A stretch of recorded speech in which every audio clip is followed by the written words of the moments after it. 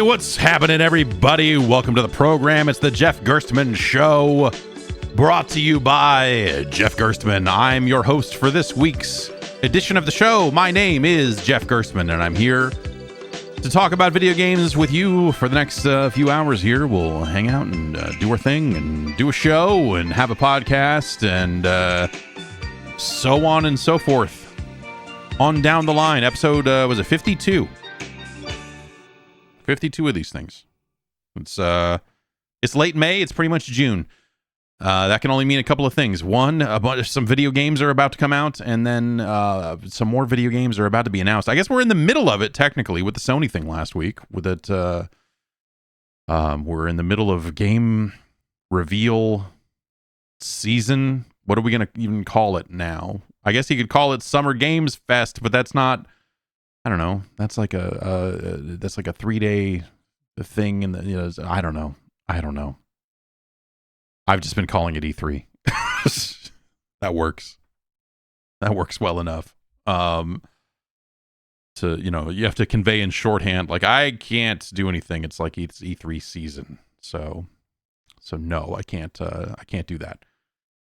One of the things I could not do, I got an invite to go to Las Vegas to see AEW Fight Forever, the video game. And I was not able to make that happen. Had a bunch of other commitments. And, as I mentioned last week, my wife's pregnant. She's feeling very morning sick and stuff a lot of the time. I can't just traipse off to Las Vegas. So yeah, but that's interesting that there's some of the screenshots of that thing look bad, look real bad. In motion, it looks like it's probably fine, right? I mean, it looks like a first generation product. That's the I think the takeaway from this most recent round of footage, but really all of the footage of it, everything that they've shown so far and the way that they've talked about it and kind of its run up to market, I guess. Everything about it feels like it's their first time around, and you should have your expectations in check for that. This is not an annual game that they've been making for a decade and they're like, oh, well, it's got all the features already. It's something that they're kind of building from the ground up, and then as a result, it looks like it, buddy. It looks like it. That Eddie Kingston image going around. Is that reason? I can't even... That's the one thing I wish that I want to see the game for is did someone create that Eddie Kingston with the character creator, or is that actually how the model looks? That's my... I want verification on that. I want full-fledged prove it kind of verification on that stuff, because it look pretty rough. But I don't know, when they talk about that game trying to evoke those old N64 games and everything else, I think that makes sense. You look at that game and you go like, yeah, okay, that seems like the thing that they're going for. And the animations look kind of like that, where the animations themselves look pretty good, I think, but then the snaps between them, the blending between animations, maybe not so hot. And I think that's, that was one of my big problems with the whole, with all of those Aki games on the N64, is that they just were shitty. So, that was the thing they were chasing, and I think it looks like they're nailing it. But, that said, I do think that sets them up for a game that might just be easy and fun to pick up and play, which I also think the WWE games have not been forever. And so I think that there is still an opportunity for them to make something that is exciting and fun to play. It will have its rough edges for sure. I think anyone who thought that this game was going to come out and be, right there on par quality-wise with the WWE games, I think are misunderstanding the budgets and some of the other stuff that seemed to have gone into this game. So, and I think that they haven't done themselves any favors with the long silence on it and everything else, the long delays, or not even delays. Like it's not like they gave dates. They just had no news for a long time. And I think that helped create unrealistic expectations. Like if that game had been announced and then come out like a year later or whatever else, then I think the conversations around it would probably be very different than they're about to be. Because that game's the AEW game is about a month out now, so yeah, we'll see. I mean, that game kind of has to be done. It sounds like it, or damn near close to it, because it sounds like it's preloading on Xbox. So that means that they had to have cleared some form of certification at some point, I would think. But doesn't mean that there's not plenty of time for some kind of day one patch to Eddie Kingston's face, perhaps. I don't know. I don't know what to make of that whole thing. But yeah, that was I wish I could have gone out and seen that. I think if I had gone out to Las Vegas and that was the wrestling show that I sat in front of, I would be a little bummed out. I don't know.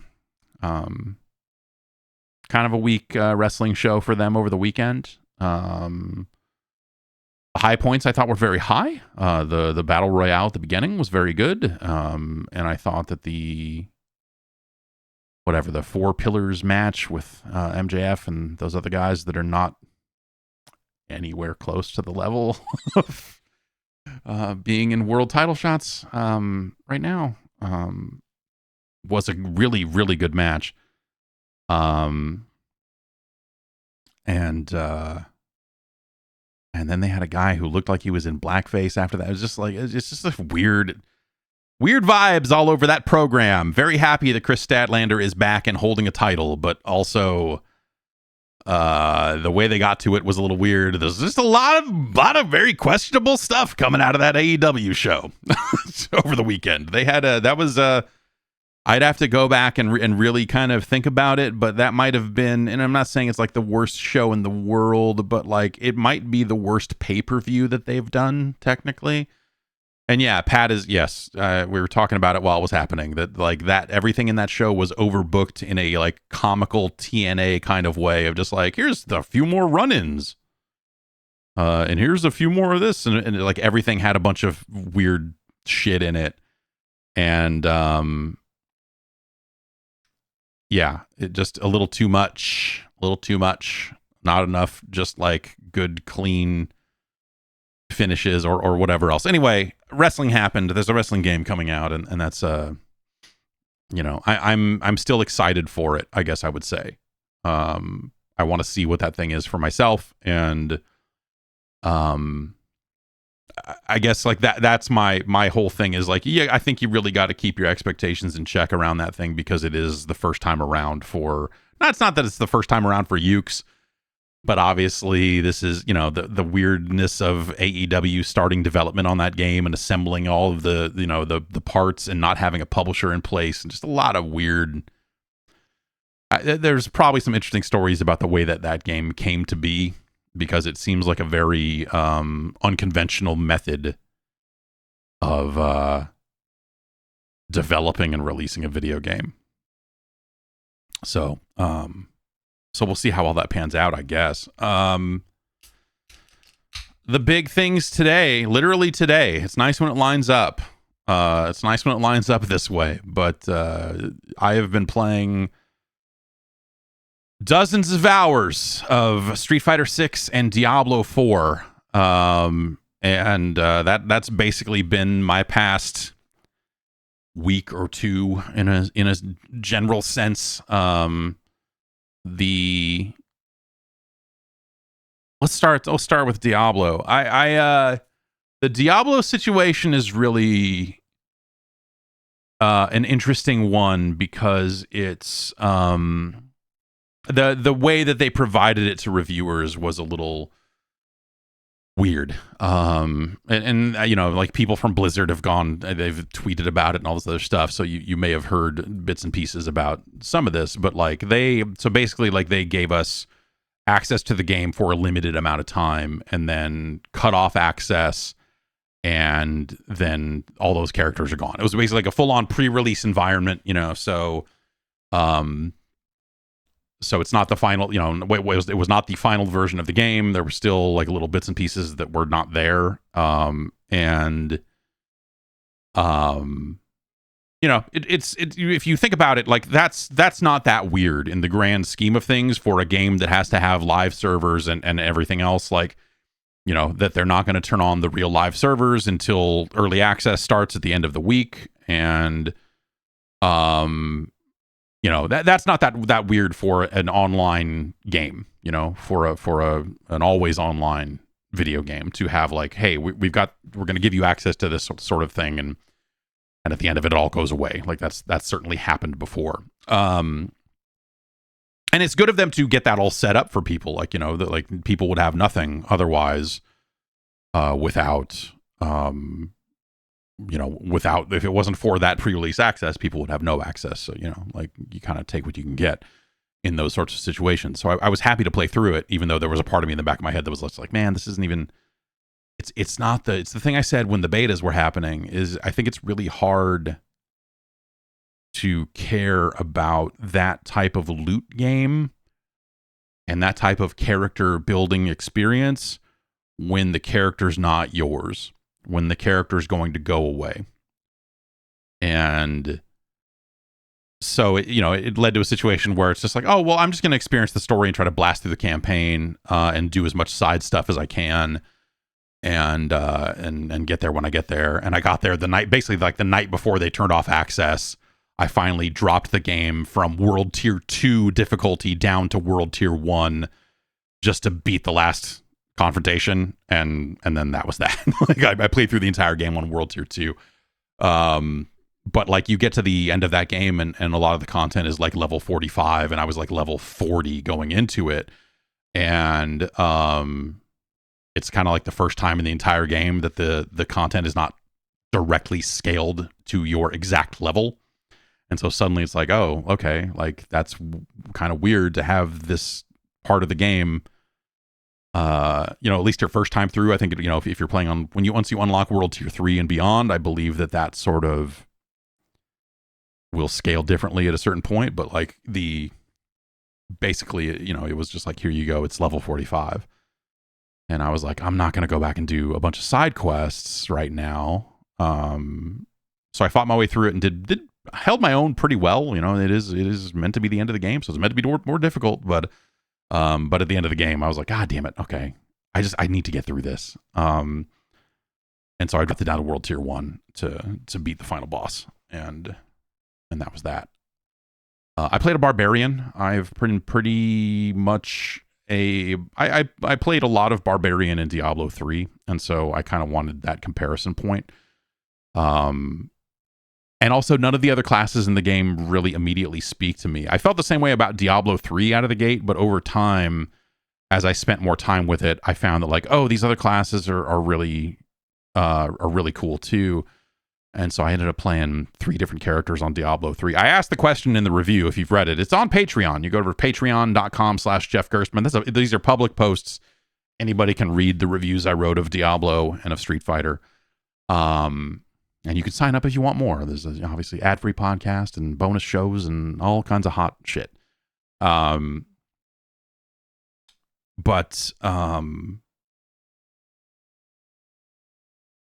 the question I kept wondering was like, would I be having a better time if I was playing Diablo 3? And so last night I fired up Diablo 3. And the answer is no. Weirdly enough, because in the back of my mind, I was like, this is really similar. Like the way that you get your skills is a little different. And if you played the betas, like I think most of what to expect out of Diablo 4 from a performance perspective, or just like a character class. Like a lot of those classes, you've been able to see them and level them to a point where you have your abilities at least. And so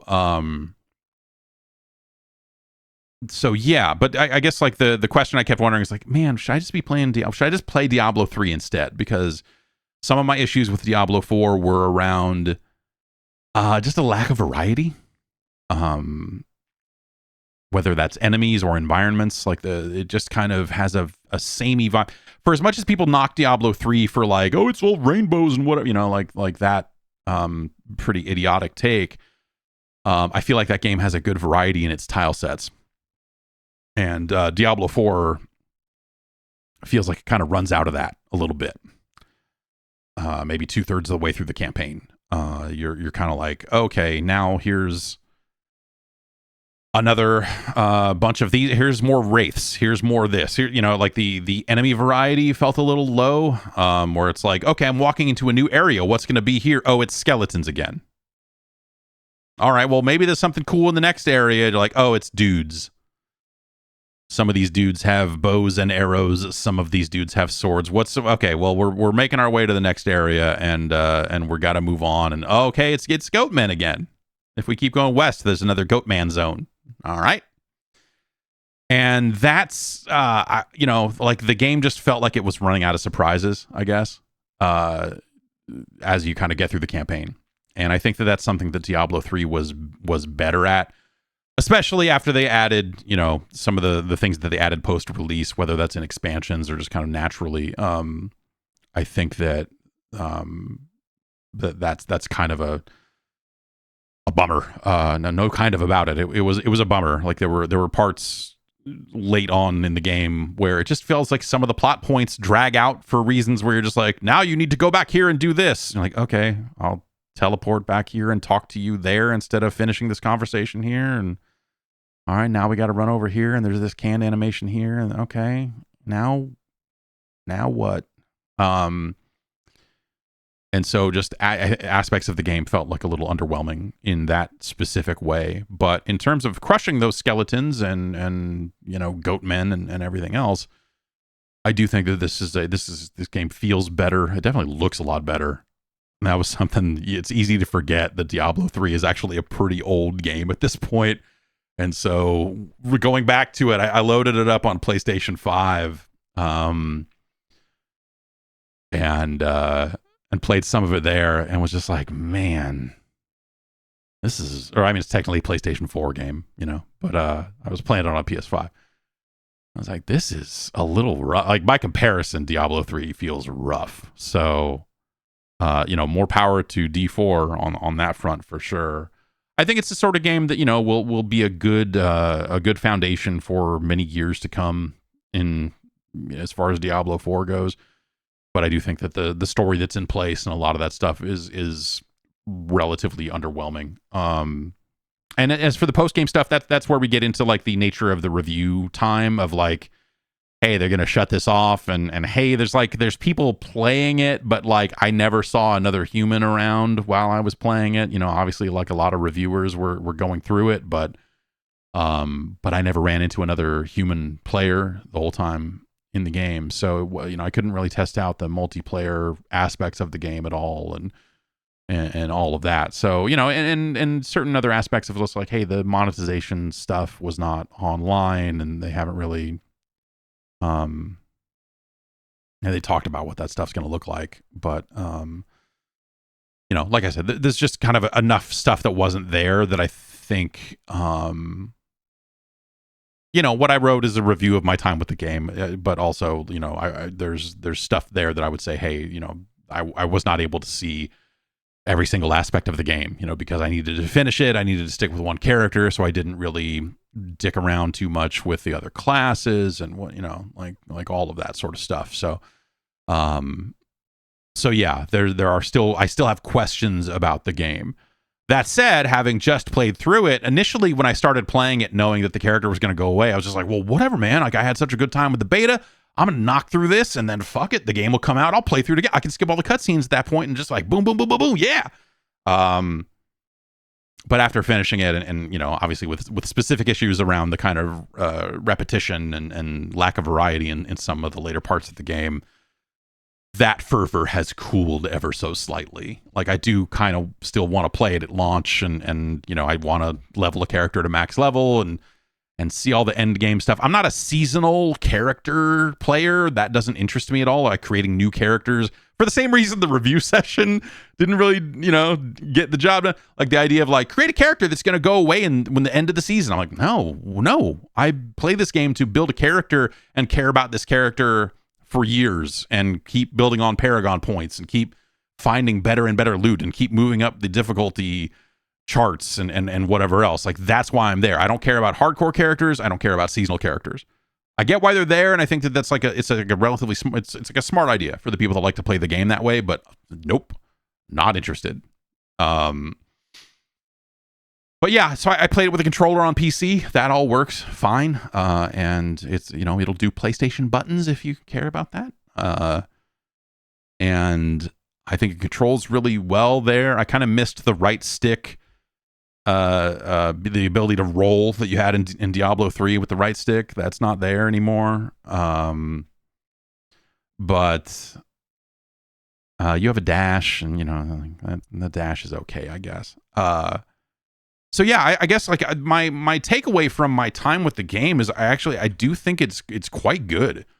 It is a significant improvement over Diablo 3, like visually especially, and you would expect that because so much time has passed. But I think the game does lighting really well, and maybe the downside of that is it feels like that they make everything so dark so that they can show off their lighting.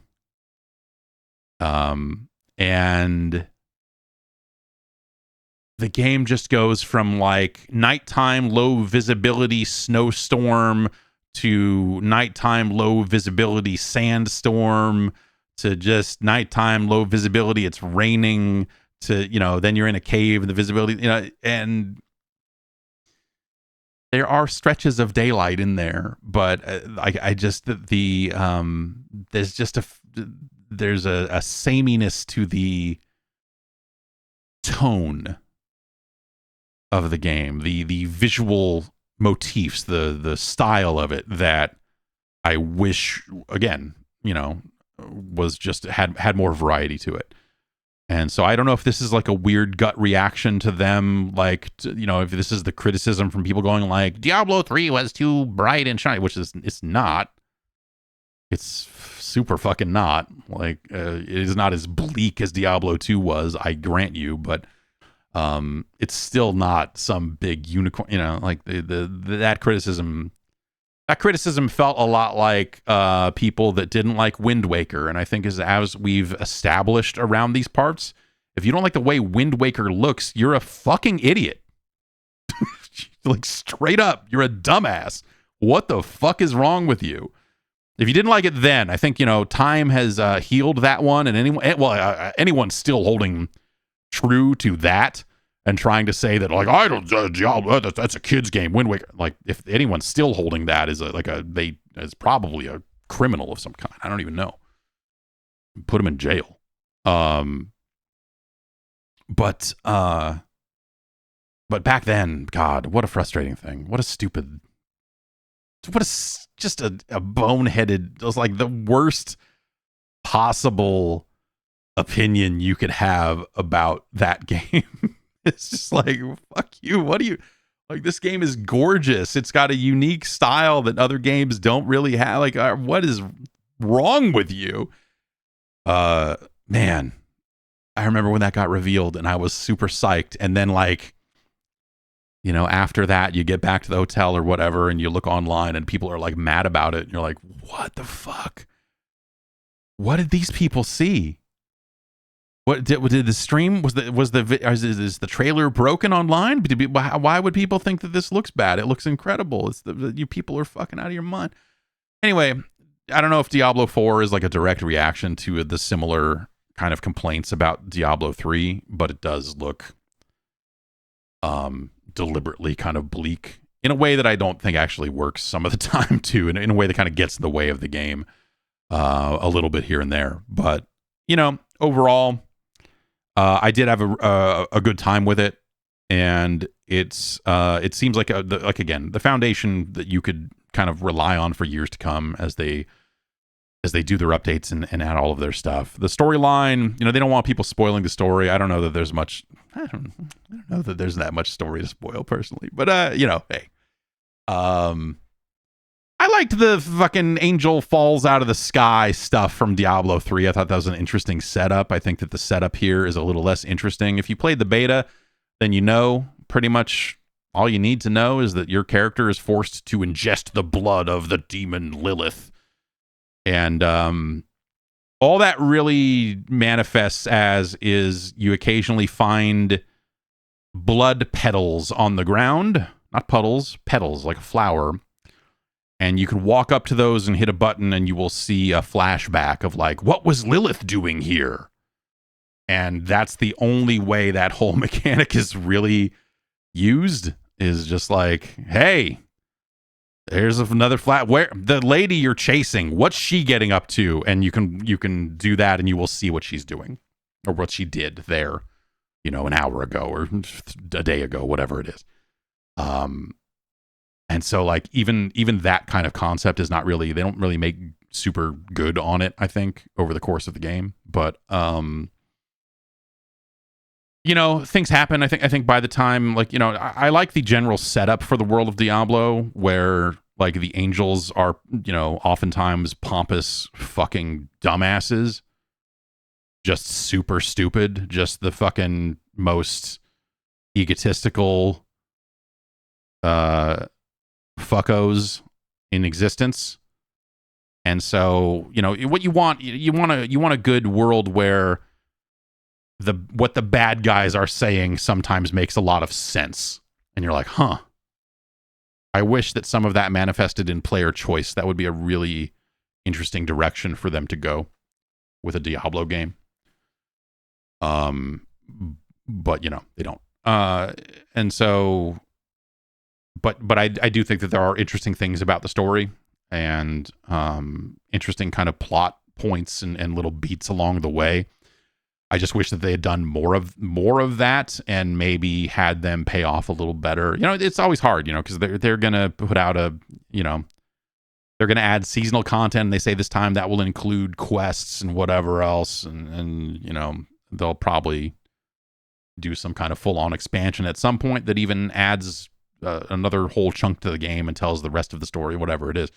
So it's hard to know because some of that stuff will end up being a moving target in the long run. But I will say that what's there in terms of the main story, I wish it just kind of had a little bit more going on. That's probably all I will really say about the specifics of the story. The other thing I would say about the story is that the structure of it is a little weird this time, where you kind of get access to the first 3 acts of the game pretty early on. And since the entire game scales to your level, you can kind of do some stuff out of order.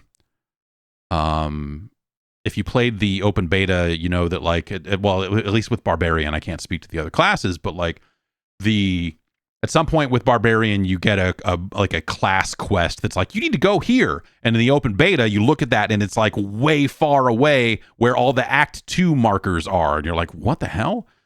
Like, why am I getting this quest now? Like, I'm still super stuck in Act 1. It's like, oh, like you could just go there and you can do those Act 2 quests and they're not going to be too difficult, because again, the entire game, for better or for worse, the overwhelming majority of the game is scaled to your character level, at least your first time through. I can't speak to the higher difficulty settings, but you'll find some strongholds and there'll be some occasional side quests that'll like kind of perpetually be 2 or 3 levels above you, and those seem like maybe they're designed to be done with multiple players. Yeah, I don't know if anyone has any questions. On the Discord, I'm in the live programming channel. If anyone wants to ask anything there, or on Twitch as well, while we're here live, I will answer a few questions before we move on and start talking about Street Fighter 6. But yeah, I don't know. I think it's a really good game. It's if I was scoring. And I thought back and forth whether these 2 reviews should have scores on them. They have scores in my head, so they might as well have scores on the review, and I might just go at them. I don't know.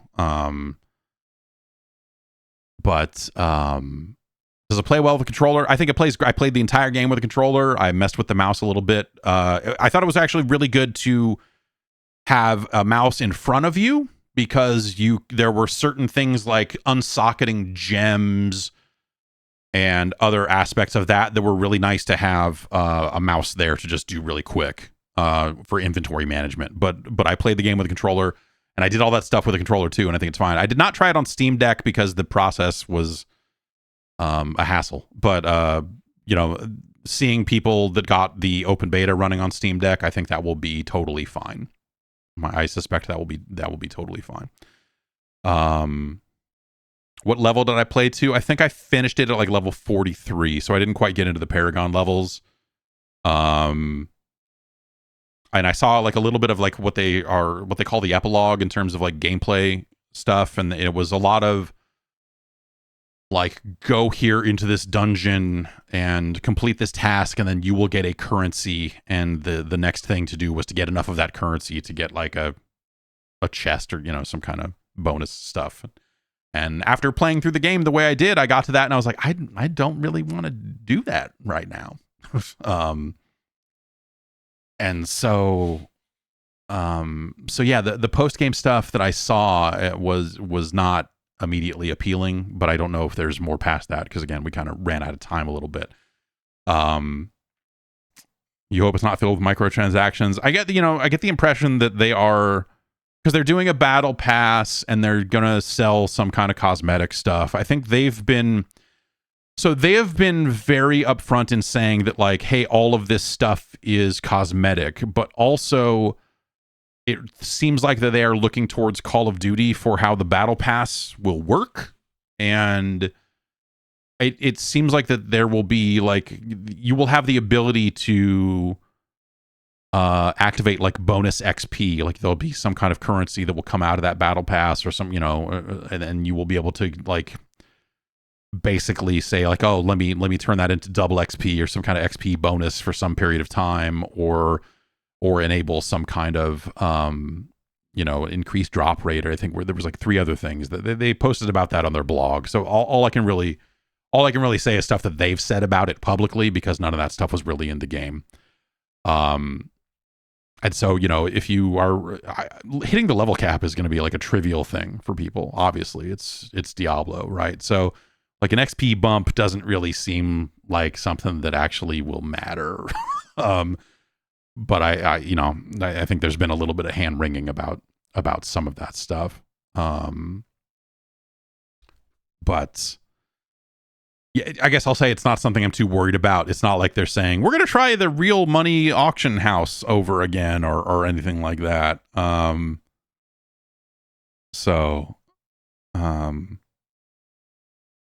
Forty Gumble says, I know you weren't necessarily into endgame content yet, but did you feel the pull of the legendary item carrot that I live for? Yes and no.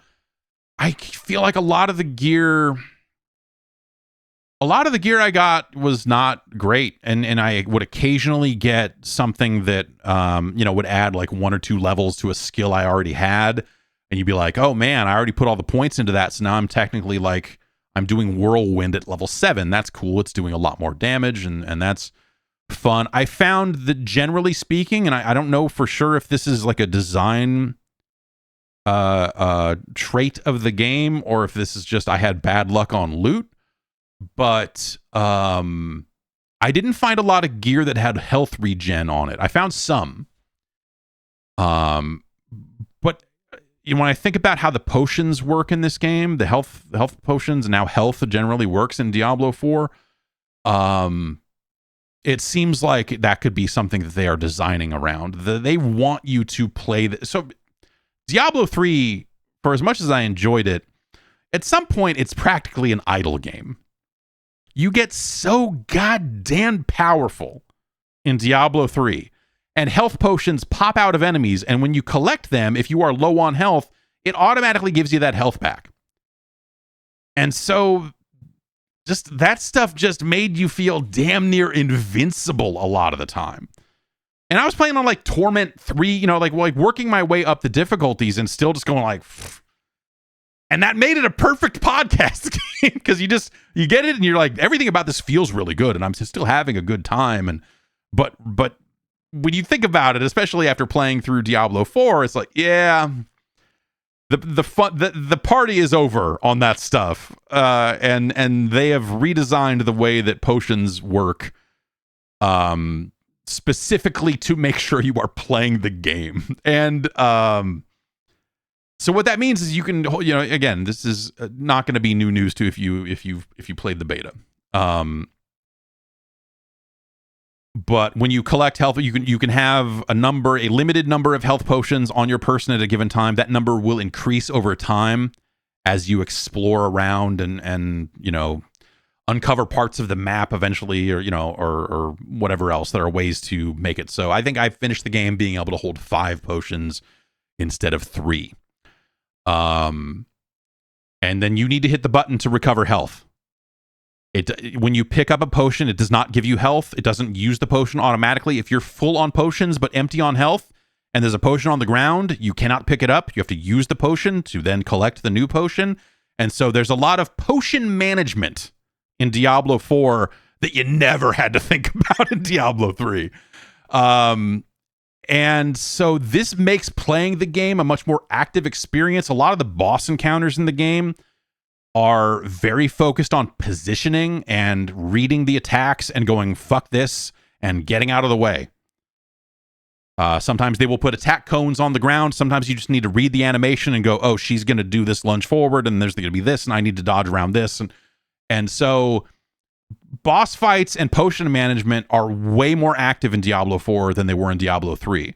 That's a net good thing. At first I was like, man, this is a lot more difficult. Like, oh no, it's because I actually have to play the game and think about what I'm doing and manage my cooldowns and think about how my things synergize and make sure that I'm properly using the abilities and everything else. And you really have to think about your character and your build in a way that, and again, I'm sure that the highest levels of Diablo 3, maybe it became this way again, but in all the Paragon levels, everything I did in Diablo 3, I reached a point where I was, again, playing on like whatever highest level of torment I could access and just not even thinking about it, barely ever dying. And so Diablo 4 really encourages you to play the game. and that's that I think makes it a more interesting game moment to moment, because you are thinking about these encounters and thinking about these boss fights, and there is definitely a skill component to it of like, okay, I need to know when she's going to do this so I can dodge here, and then my dodge takes 5 seconds to recharge, so I better use it at the right time or else I'm going to be screwed next time this attack comes out. And so you're managing the cooldowns of your abilities, the cooldowns of your dash. I'm playing with a controller, so it's very active of like, I need to run behind this person because they're winding up to do this. And there's some basic enemies that'll fuck you up if you're not paying attention, like big skeleton with axe. He takes forever to wind up. You have a year and a half to walk out of the way of his big dumb attack. But if it lands, it might just knock you the fuck down. And then you're like, oh shit, now I'm taking a bunch of damage. And depending on what else is nearby, that might be it for you. If there's just a bunch of bad guys nearby, that was something at first that I thought was like, man, there's something wrong with this game. What's going on? I can't put my finger on what's broken about Diablo 4. And then I realized like, oh no, I guess you could actually say that this is them fixing the game. When we think about, when we think about Diablo 3, and again, how automatically a lot of that game played, Diablo 4 is an improvement on that front, I think, pretty directly. Good voice acting, you heard a bunch of that in the beta if you played it. I think there's good voice work across the entire game, even if the story is not always fantastic. Yeah, so I guess like that's kind of my thing. Your potion capacity is limited by story. It's not even story progression per se, to answer the question on Discord. It is more like so you gain something called renown in Diablo 4 as you make your way around the world, and there are different things that give you renown, whether it's completing side quests or just literally uncovering parts of the map. There's a number of different things that you use to earn renown, and it's earned on a per area basis. And as you hit certain tiers on that renown chart, you get bonuses. And some of those bonuses will be like, hey, here's an extra skill point for you to spend. By the way, that skill point applies to any character you create in the future, as long as it's not a hardcore character. But any normal character you create in the future will just have some skill points sitting around, which is awesome because it helps encourage you to try out all the different classes. And, because next time you start the game, you're like, oh, I can just like spend a bunch of skill points up front and not just be starting from zero. And I think that's pretty neat. But yeah, the ability to carry more potions is then, or one of the things that governs your potion capacity is that renown. Is monster level scaling a good change? That's a good question. It's something I've really wrestled with my time with the game.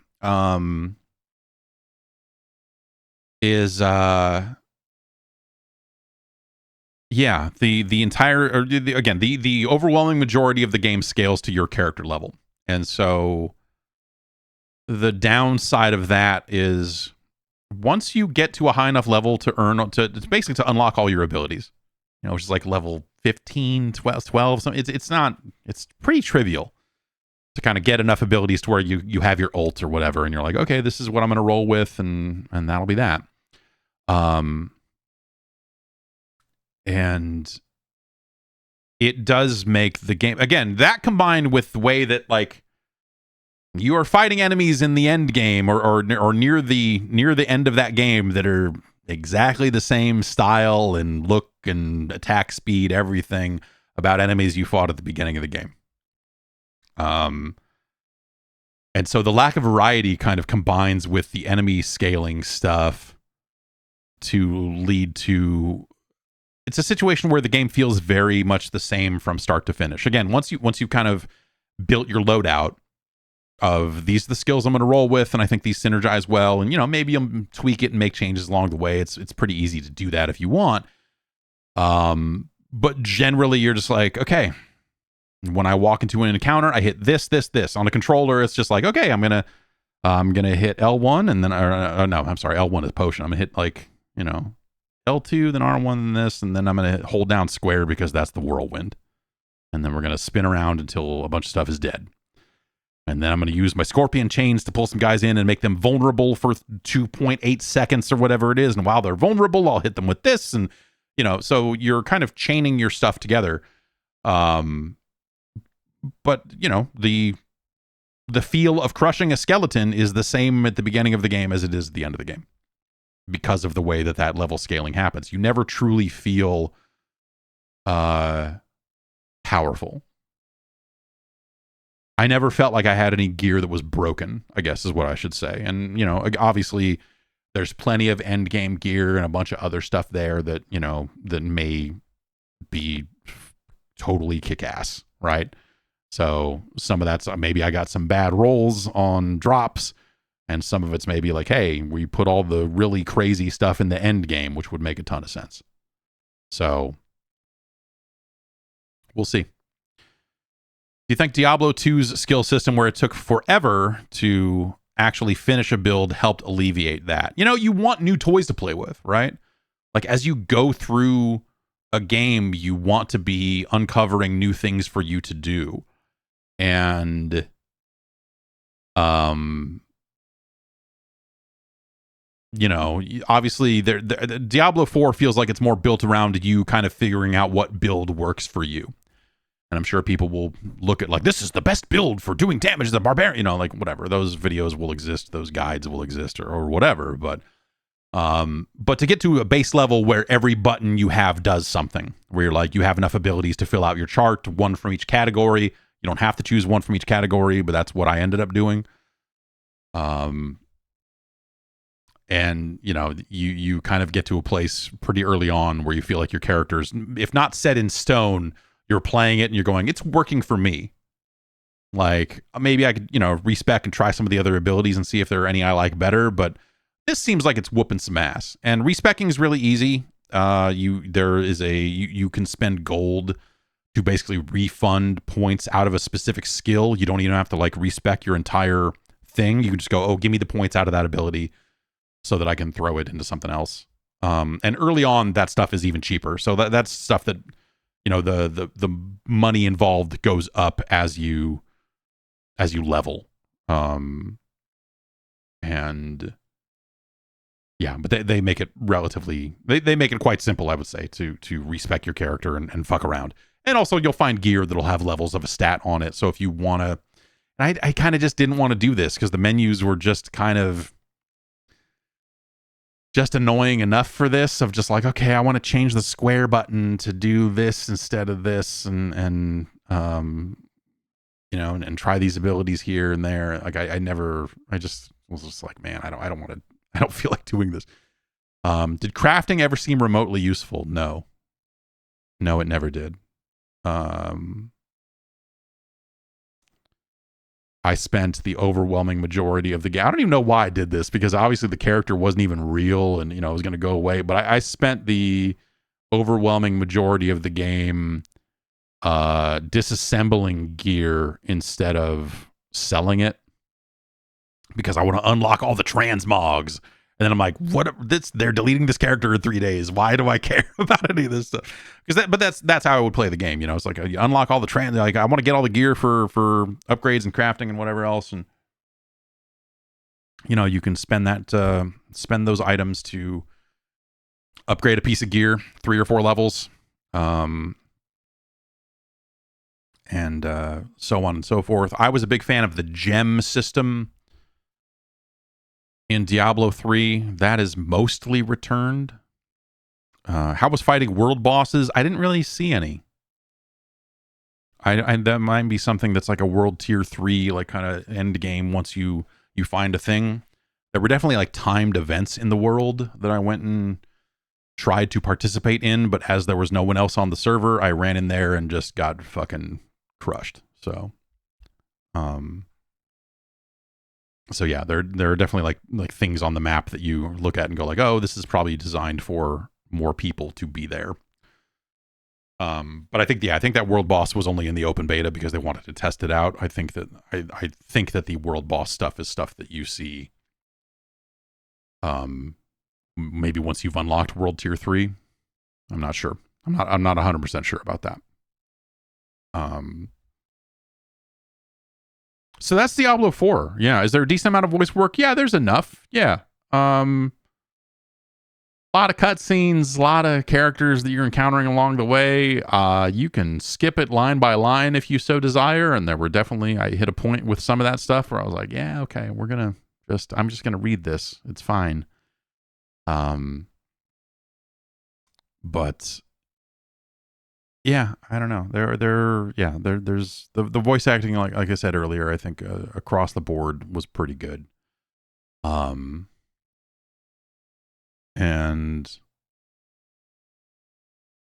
yeah, that looks like that's about it for Diablo 4 questions and such. It's good. It's I think that I want to play it again with a real character. I don't know if I'm going to like immediately just dive into it and obsess over it on day one, and do all of this again, because I literally just did it.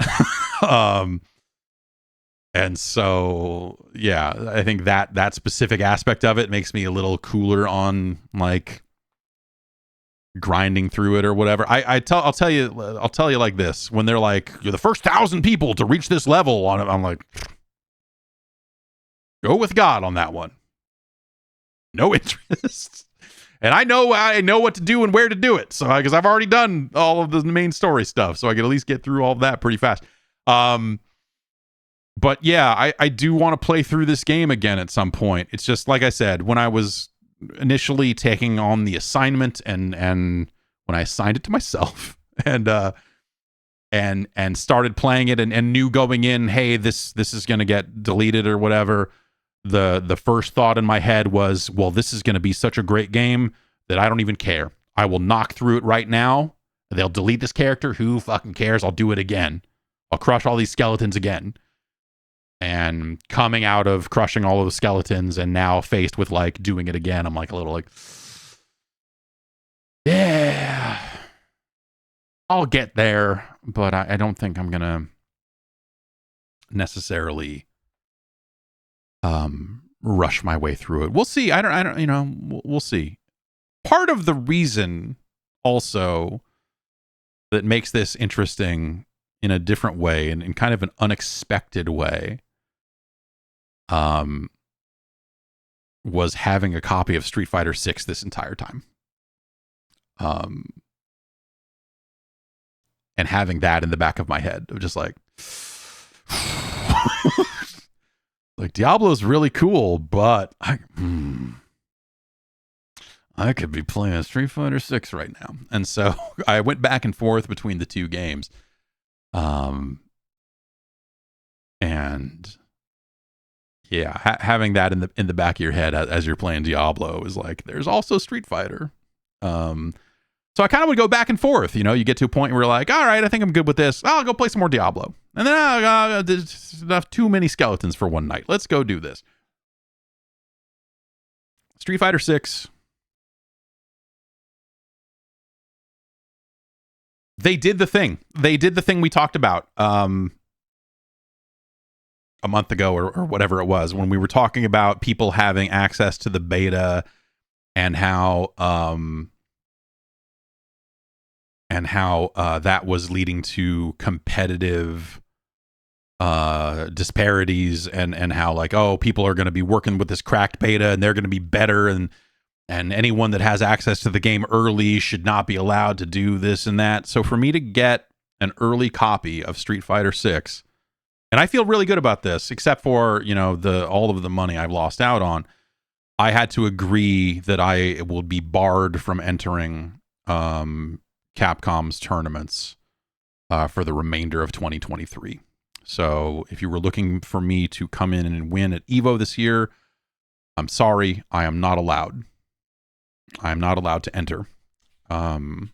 So, you know, whoever's gonna win, congratulations to them. You know, you're number 2 as far as I'm concerned. And so they basically made people fill out a form saying, you understand that by, you know, if you can't agree to this, then we will give you a copy on launch day. But then, you know, and I thought that was interesting, and I think that's smart. I think that was a good thing for them to do. It doesn't, you can't solve the problem, right? Because you're dealing with a cracked beta that you know, no one knows who has it and whatever else. And so I'm sure that there will be some people that have been grinding on that version of the game and just keeping it a super secret.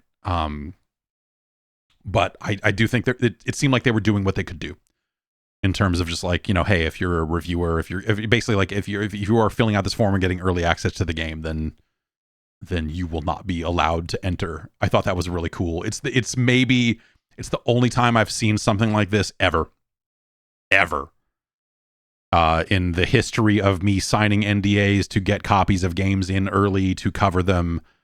I have never seen this specific mandate, this specific request, this specific clause of like, hey, you're not going to be able to play it competitively for the rest of this year if you do this.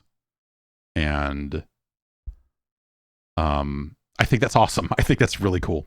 I think that's really, really cool. Except for the part where now I can't win EVO. I had big plans. I was just gonna have some fun. And yeah. So, but my daughter didn't sign it. She did not agree to that stipulation, and she grabbed the controller and threw some punches. So maybe we can get her in there. I don't know. Street Fighter 6 is awesome. It is pretty much everything you would want it to be. It is a game that has so much heart and so much like reverence for the company, for Capcom's history, for it's like it's not afraid to have fun and be goofy. It's not afraid to be like a silly little video game at times, and then also a very serious fighting game. I think that the changes they have made to it from a systems perspective, the things that they have come up with systems wise about how the meters work, and you have 3 supers, 1 at each level, and everything else, and everyone having a universal parry, and I think that they did such a good job of looking at Street Fighter V and Street Fighter 4 as well, I'll say. Maybe Street Fighter 3. I mean, looking at the past of Street Fighter, let's just go with that. And saying, what can we do that will give players a good variety of options?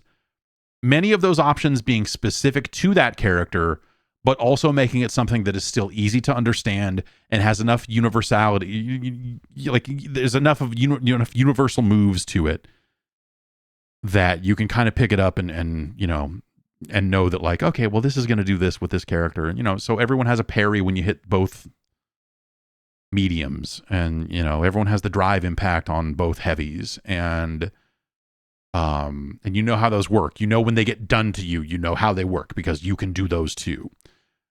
I think the focus attack from Street Fighter 4 was a neat idea that maybe required a little too much execution on some players' parts. Like doing the focus attack, doing an FADC in Street Fighter 4, not especially difficult to do, but knowing when to do it and why was always something that was like, oh, players need to kind of, level up their thinking about the game to truly understand why you would do that and when you would do that and everything else.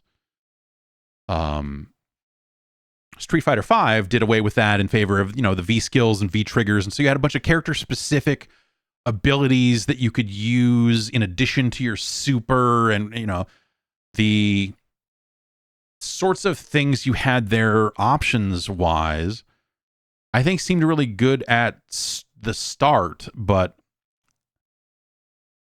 I think it gave you more things you had to learn about each matchup, and that's good, but not always great. I think that the systems in Street Fighter 6 really strike a good balance between giving you some good, easy options that skilled players will be able to deal with. That's probably across the board. I feel like the design concepts of that game feel like, hey, we want to make sure that we've got things in there that anyone can do. We want to make sure that there are things in there that are not difficult to achieve, but also the things that are the easiest for you to do will be the easiest for better players to sniff out and bait out and figure out. So the drive impact, which is a big, slow, armored move that, if you do it to someone in a corner, you can get a wall bounce. And so it's got interesting properties, and I think is a really smart addition to the game. But all of that starts with them separating the meters into multiple resources, which immediately sounds like, oh, why all these meters? What do we do? We got to manage all this stuff. But what they've done is they've made a game where you don't have to lose the ability to do supers because you're doing EX moves, where you're like, oh, I want to toss a better fireball here in this situation, but it's gonna, I'm not gonna be able to do a super here because I just burned half a meter doing it. Instead, they've created a secondary meter, your drive gauge, and a lot of the stuff like the parry, the ability to parry, the drive impact, running, like canceling into a run, and so on and so forth. I think those sorts of moves getting moved into their own meter that recharges on its own. It's not something that only recharges based on you performing moves. I think it's super smart. And I think it will lead to a game where you maybe see more supers being thrown out there because people will have the meter, and that's what that meter is for. It's not there for you to use as an overall resource and go like, oh, I burned some of it for this. I did this and did a little bit of that. And if you overuse your kind of drive gauge moves and you drain that entire meter, you go into a state called burnout, where you can't use any of those abilities for a while. You're also prone to getting stunned more easily, and there's some other, negative things that happen when you don't manage your meter well. And I think that all of that stuff just seems so smart. just from the outset, when you look at it from a systems perspective, when you look at it from a what are the meters, what do I have, what are the universal things I can do with every character that use this meter, whatever else, I think that a lot of that stuff is really smart and really well made. Because it gets you thinking about different parts of the game. And I think that's maybe the thing that it feels like the thing they want to achieve here is getting you thinking about the entire game and not just how do I throw a fireball. That's what the modern controls do. That's why I think the modern controls are a good thing. We'll see once the game is out there, do we have any balance concerns or anything? I think in the beta, I haven't really seen anything, that has been a huge problem there. But the modern controls basically give you 3 attack buttons and a special button. And when you push the special button, a special move comes out. Instead of you doing the fireball motion, the dragon punch motion, whatever, I hit forward in the button and it did this. This is the sort of stuff that, 20 years ago seemed like absolute sacrilege. And, when CVS2, when games were coming out on the GameCube and you just tap the right stick up to do a dragon punch, you're like, this is fucking bullshit. Turns out this is actually something that is going to, because at this point, the people who can do fireballs can just fucking do them. It's not a problem, And so lifting that execution layer out of the game for that specific control scheme, I think is something that will help get newer players into the game and get them, again, thinking about the game in a deeper way. This is the thing that we wanted. Is it not Rolling Thunder? What was the fighting game that Seth Killian and the Cannons were doing before Riot bought them? Is it Rising Thunder? Yeah, Rising Thunder.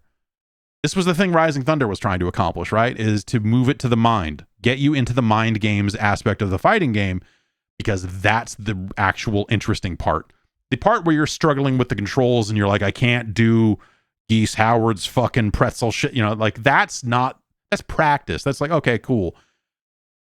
Getting people to think about, okay, not how do I do this move, when do I do it, and why do I do it?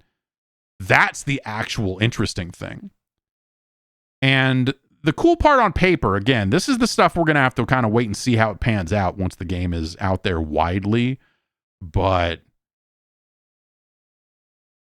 you don't have as many attacks at your disposal in the modern and the simplified control scheme because you only have 3 attack buttons. And so you lose the ability to probably do more optimal combos than you would have at your disposal. But in exchange for that, you get the ability to hold down like the R2 button and mash out your light attack, and it will do a little quick 3-hit combo, 4-hit combo, whatever. And I think that's a totally acceptable trade-off to get those newer players, those less experienced players, into the game. You got to get them in the door. Fighting games need fresh blood, period. You have to find a way to expand this thing, not just from a sales perspective, that matters too. Hey, how many people are going to buy this game? But you just need to try to provide a way to let people in the door and help them understand what actually makes these games good. And I can't play on the modern controls. I tried multiple times. It doesn't make sense to me. I can't wrap my mind around it. It doesn't, I spent too many times playing it as a 6-button game. The thing that remains to be seen is, will players graduate from one to the next? Will they eventually understand the limitations of the modern control scheme in a way that makes them go, all right, I should move up to the real controls because I need to have more options at my disposal. I don't know. That to me is the big question about this whole experiment, is will there be a point where people graduate from modern controls to classic controls because they're like, shit, man, I just like I need to be able to do more of these normals. I need to be able to chain this stuff together. I need to be able to do this, and I can't. And I need to have multiple strengths of this, and like, and how will that pan out? I think that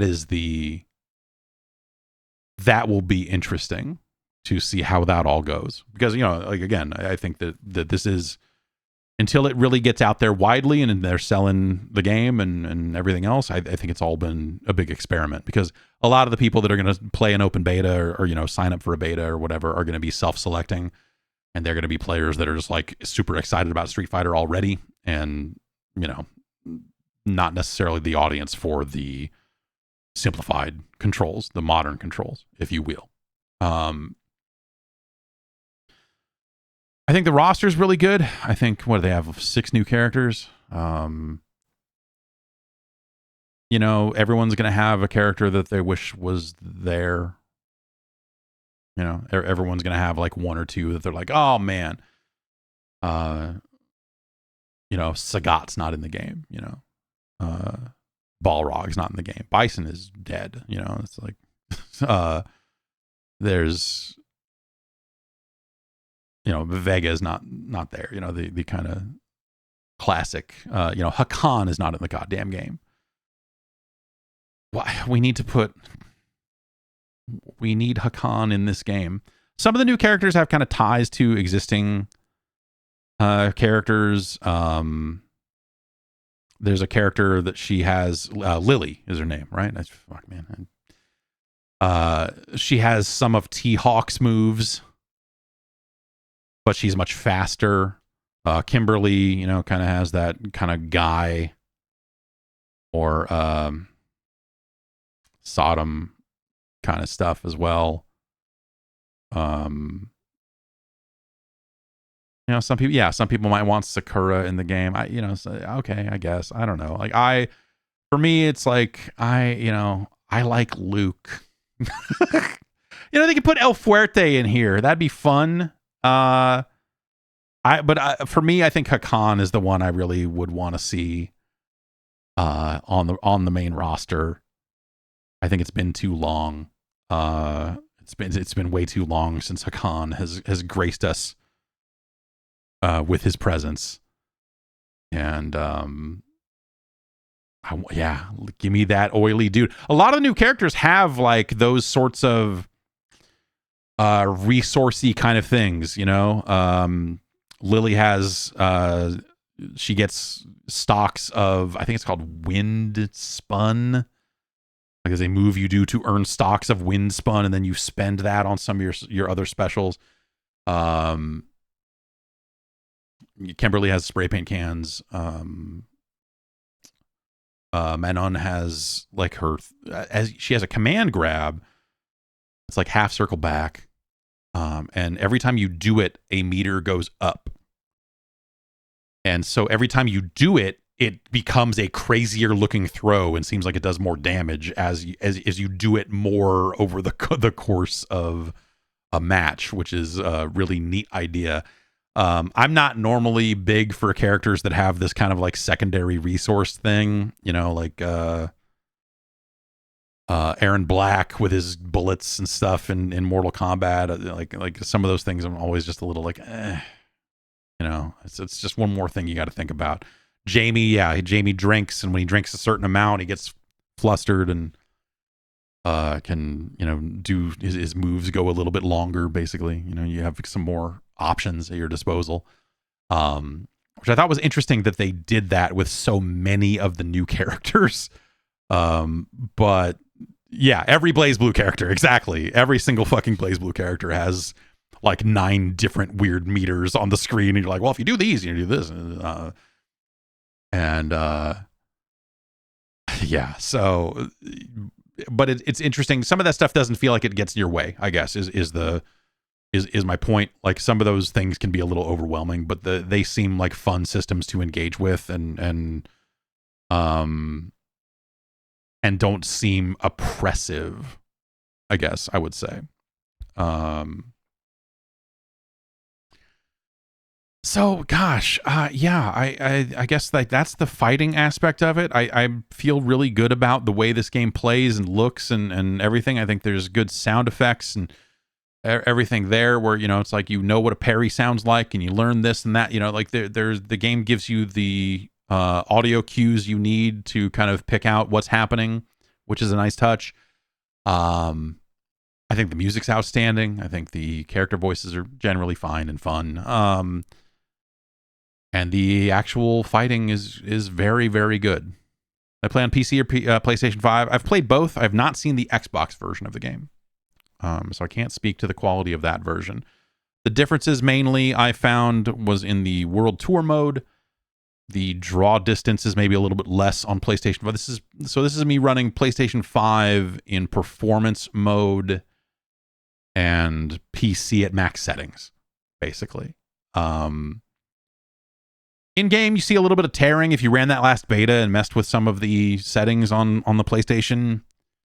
They do have a like an input reduction option that basically would benefit. Like if you have a 120 hertz TV, it will benefit from having that. I did see a little bit of tearing here and there running at 60 hertz, and so that's a thing to consider. But I would also say like texture quality and draw distance in World Tour mode is a little bit lower on PlayStation 5 in performance mode than it is on PC.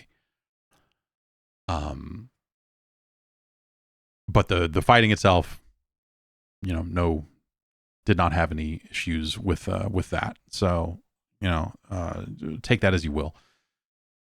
The World Tour mode is it's amazing, and it's also maybe not as deep as you would think. I don't know. I've whatever. I guess I've played 15 hours of that thing, and I'm right up at the very. I feel like I'm very close to the end of World Tour mode.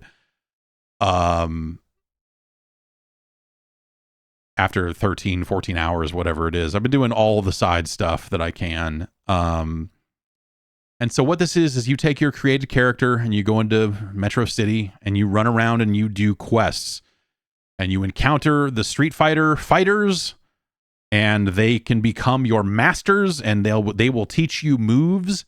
You have 2 different levels with each one of those characters. One is like you gain XP by using their style. And then another one is like as you can give them gifts, like it was fucking Dead or Alive Extreme Beach Volleyball or something, to level up the other meter. And as you do more interactions with them, that meter will also increase your bond with that character. As these things level up, they will give you additional moves and additional things, you know? So you start out, Luke is your first teacher, because you got to start somewhere. And he gives you basically his fighting style. So like the fighting style is just all of their normals and target combos and whatever. The kind of the regular ass buttons is what you get with those styles. And then you can also equip different specials and supers. And so you have as many as 3 different slots for supers. I think for specials, you have to, as you level up, you have to work your way up a skill tree. And so you will make choices as like, do I want an extra special move slot, or do I want to spend those points on something else? And so you're making decisions like that as you go. But I think if you always choose special slot, I think you can have as many as like 8 ground special moves, and then aerial special moves. I think you can have like 3 or something like that. And so you are building a character, and you are determining how that character plays and what specials and supers they have at their disposal. And it is really fun to do this. It is really fun to mix and match these moves and go and be like, hey, what happens if I do this? And you're like, yeah, I guess if I put if I put a fireball on and sonic boom on, then I guess I have 2 projectiles. That's weird, but you can do it. The limitation around specials is that you can only have 1 move per input motion, meaning not the button. You can only have 1 quarter circle forward move equipped. You can only have one quarter circle back move. You can only have one charge back forward attack equipped. Even if one used punch and one used kick, you can only use one. And that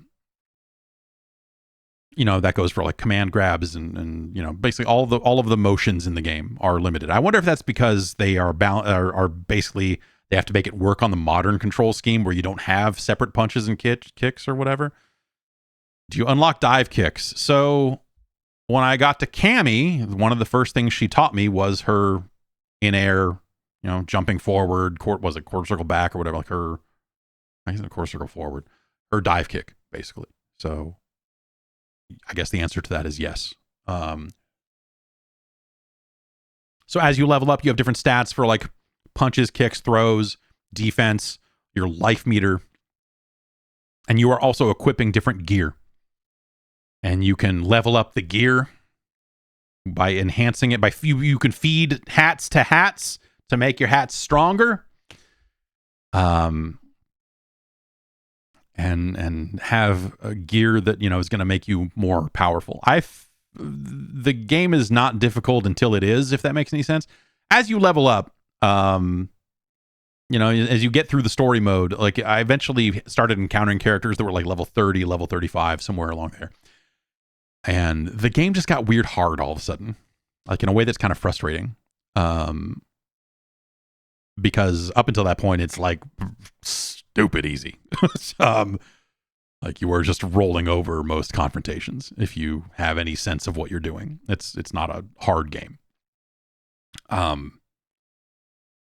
And so I felt like I hit this weird difficulty spike, and I'm like, oh, is my gear out of date because I have really low life and I need higher defense because I'm just eating. It's the sort of situation you get into fights where you're like, okay, this guy has twice as much health as I do, and he takes way less damage from attacks than I do. And so he's hitting me with like 3 specials and I'm dead. And I am sitting there hitting him over and over again with fireballs, just chipping him down because the AI is not great in this mode, generally speaking. So you can kind of get away with some goofy shit. But you have to sit there and fucking do it forever to wear some of these guys down. I think that's something that, if you are keeping on top of your gear maybe a little bit better than I was. I don't know what the solution to that is, but that was kind of frustrating to hit later on in the game. It's just like, oh, you're like wiping me out. And you can pause the game at any time and use items that recover all of your health. So you can still kind of like scum your way through some of these fights if you have enough fake Red Bulls to drink to regain your life over and over again. Yeah, so it's interesting. Like the writing is funny. There's a bunch of silly quests, especially the side stuff. Like you're getting into random encounters or like guys are running up with cardboard boxes over their head and they're punching you and that's putting you into a fight with like 8 guys at once, like 3 at a time. But every time you knock one out, another one jumps in, basically. There's a bunch of good references to other Capcom games along the way that are really fun. And these fights where you end up fighting multiple characters at a time usually work pretty well. It's like the dramatic battle stuff from like Alpha or whatever, where you're like Ryu and Ken versus Bison and like those sorts of things. If you get caught between 2 guys, like they'll knock you out of your combos, they'll fuck you over really fast. Especially those late game ones where they're doing way more damage than you are. Like, Jesus, like you can get ripped apart pretty quick. But like it's goofy. Like sometimes you'll fight killer Roombas or like drones with missile launchers, and obviously they're flying, so you can't hit them with lows, silly shit like that along the way. Evil refrigerators, you're fighting a bunch of really silly shit. There are really fun cameos from characters. Like it feels like they made them with the character creator, or maybe not. You might not be able to make those exact characters, but like you encounter characters from Metro City's past, from Street Fighter's past and stuff like that along the way, and it's really fun that you see these guys. Yeah, Damned was in the trailers, you saw him, but there's more stuff like that. Even weird, like stuff that I looked at, was like, that's a weirdly deep cut that you're doing here. This is a weird character to be here in this game right now, but I love that you've done this. And that stuff's just great fun. The downside of World Tour mode, I would say, is that it is a little deceptive about its size. There's a world map, and you get plane tickets, and you have to go to other places. Like, you know, like Ryu ain't in Metro City. You got to fly to where he is and hang out with him. Bring him some chocolates, that sort of stuff. And so you fly to these other locations, and some quests will take you, like it'll unlock and like, hey, why don't you go to the UK and figure out what's going on over there? Like the general story is like you come up with a guy who's kind of your early rival in a Pokemon trainer like way, and then he immediately goes, I need to be strong, and he goes off and gets into all sorts of trouble. And so you're kind of like chasing after him to keep him from, you know, figure out what the fuck's going on. So you get wrapped up in international conspiracy, blah, blah, blah, you know, typical stuff. That stuff's pretty good, all told. But when you get on that world map and you go to these other areas, I was going in expecting them all to be sort of like Metro City. You're running around. It's a fully rendered 3D environment. You're turning the camera around and running over here. And it's, you know, it's like Metro City's like 4 or 5 blocks rendered out, and you can run around it. Every other area in the game, with the exception of one, is just the background from the fighting game. You can walk around it a little bit and see it from a slightly different angle, but it is just a single screen, and then here's Ryu standing here, or here's Blanca standing here, or whatever. And so you're just going there to talk to them. There's like 2 or 3 other people around, random NPCs if you want to fight them or buy goods or so. There's like, but there's basically like a trainer and a shop. And that's it. And that was a bummer.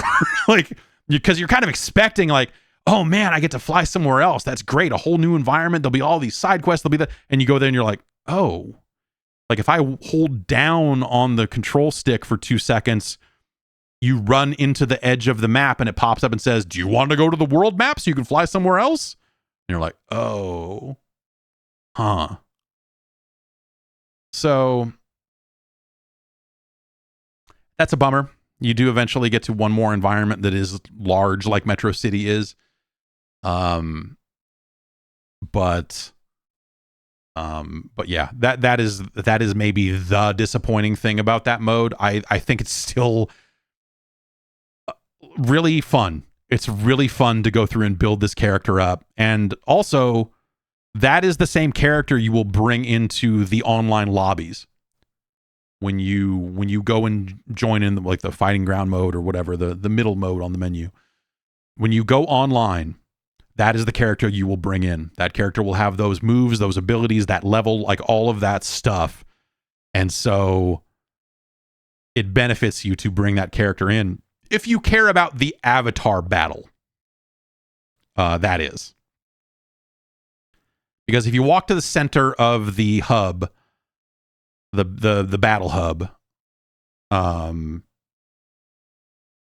you can get in line to be in an avatar battle. And so you can fight other players' created characters. I was not able to do this, unfortunately, because I did not encounter any other human players in that mode. I did get some online fights in, because you can just go and turn on like ranked fights and unranked fights. And I did match up with some other people that had early access to the game. Some teleport spinning pile driver sickos. Yes. So that is the most recent thing I did is I put Dalsim's teleport on my character. I put the air teleport because I had aerial move slots, but I didn't have any ground move slots. It counts forward and backward as 2 separate moves, by the way. So if you want to do both, you need to burn 2 slots on it. And if you want to do ground and air, you have to burn 4 slots on it. But yeah, what if you teleported and then did a command grab? That might be fun.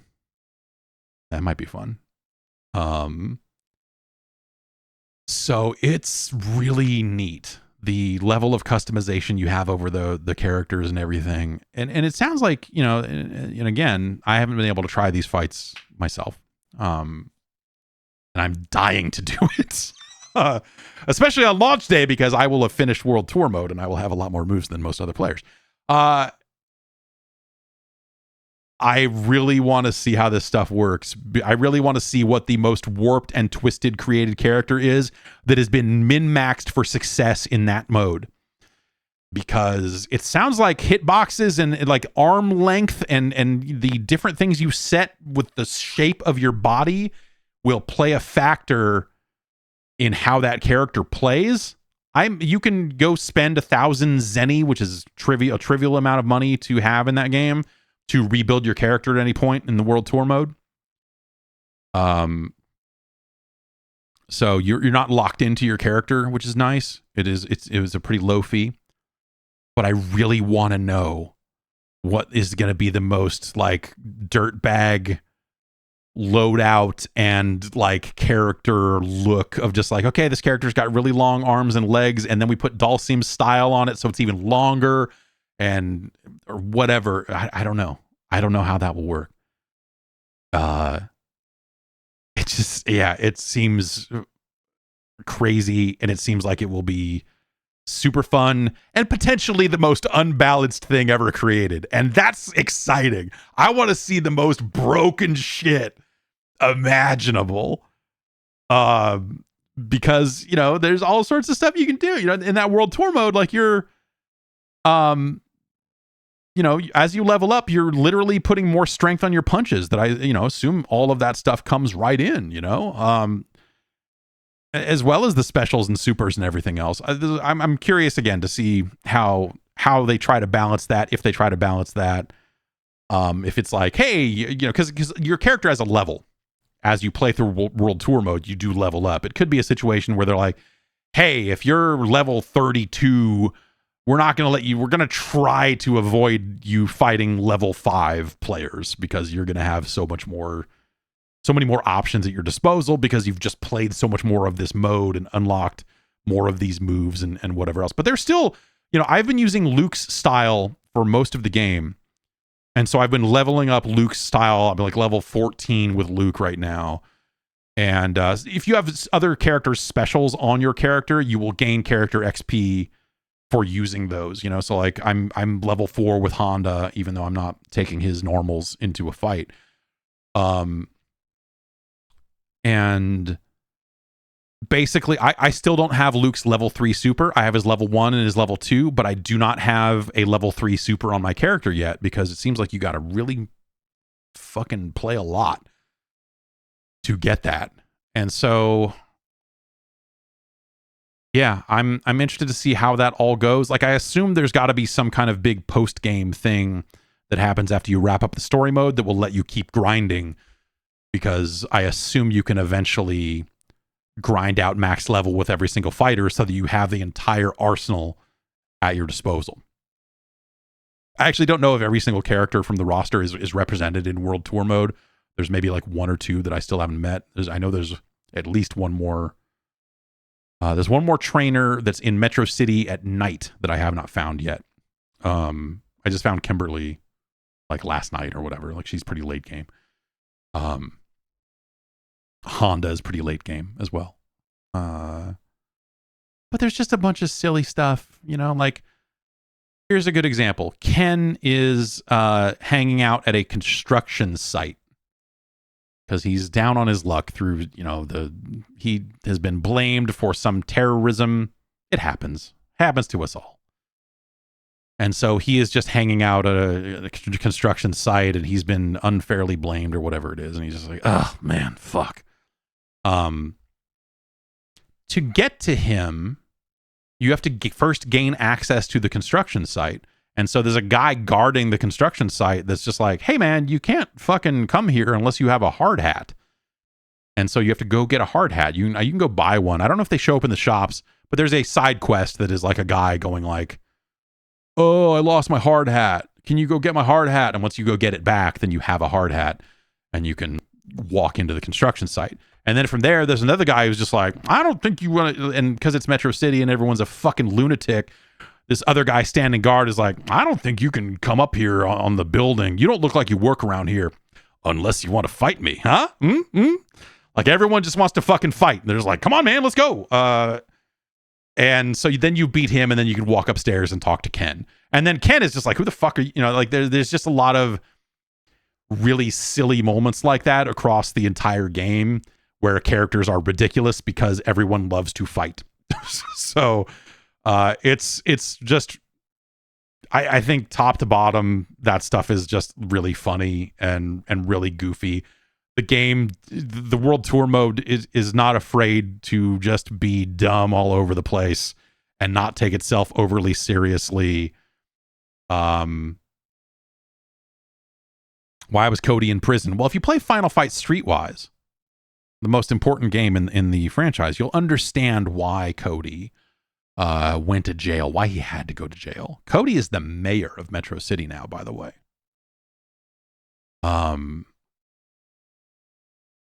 So, you know, he's rehabilitated. There are arcade cabinets in the World Tour mode that only work if you're connected. So the online servers for playing against other people were only up for like a 3 or 4 day period. So most of the time I've spent with the game has been offline. And when you were offline, the arcade cabinets in story mode don't work. You have to be online in order to play the classic arcade games, I guess. Those classic arcade games also show up in the Battle Hub. You've probably seen those in some of the betas where people are playing literally through Final Fight or like Puzzle Fighter or Street Fighter 2. And it's awesome that you can do that. It's awesome that you can do that.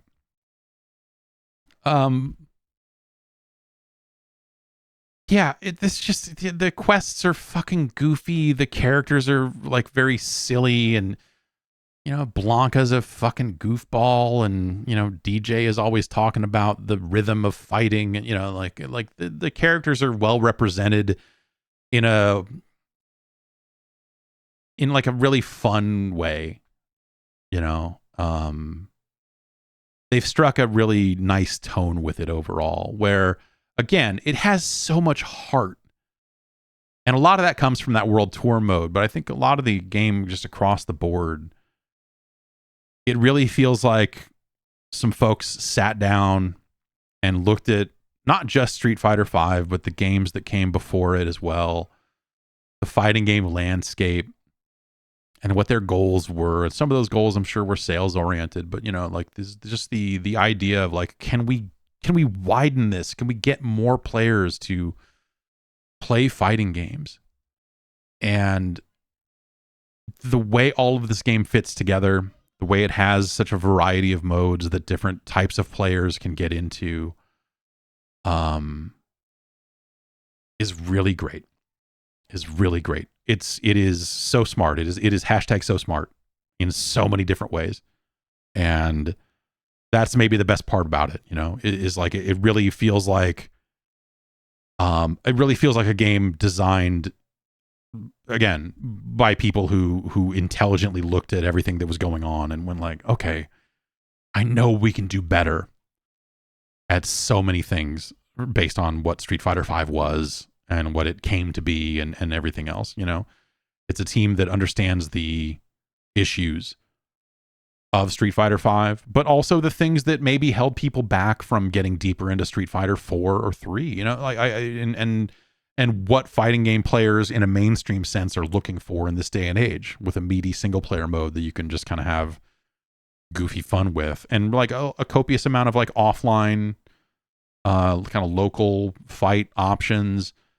It has multiple levels. Like, it has the combo training that these games all have at this point, but it also has character guides where you can go step by step, and they have written text about each character and where they excel, and this move does this, and here's why. And you know, there's like intelligently written, it's not like the deepest training in the world. You'll find a website, you know, like Event Hubs will probably be better for that overall or something, right? But for, if you're a new player just like trying to understand what the fuck is going on, like, you can go through this multi-step character guide separate from the combo tutorial and just go like, what, you know, okay, how do I, what is the fireball good for? What is this? You know, the basic tutorial takes you through how parries work and everything else there. they have taken great care to try to onboard players who maybe don't understand fighting games. And then, yeah, for players that want a deeper level of training and experience, it's got like pretty good frame data stuff in there. There's just a bunch of neat systems, intelligently designed, that come together to form a damn near perfect package. Like I think my only, if I'm like listing like issues with Street Fighter 6, it's the difficulty spike in World Tour mode, and it's that I wish that the World Tour mode had more like large explorable areas in it. That's it.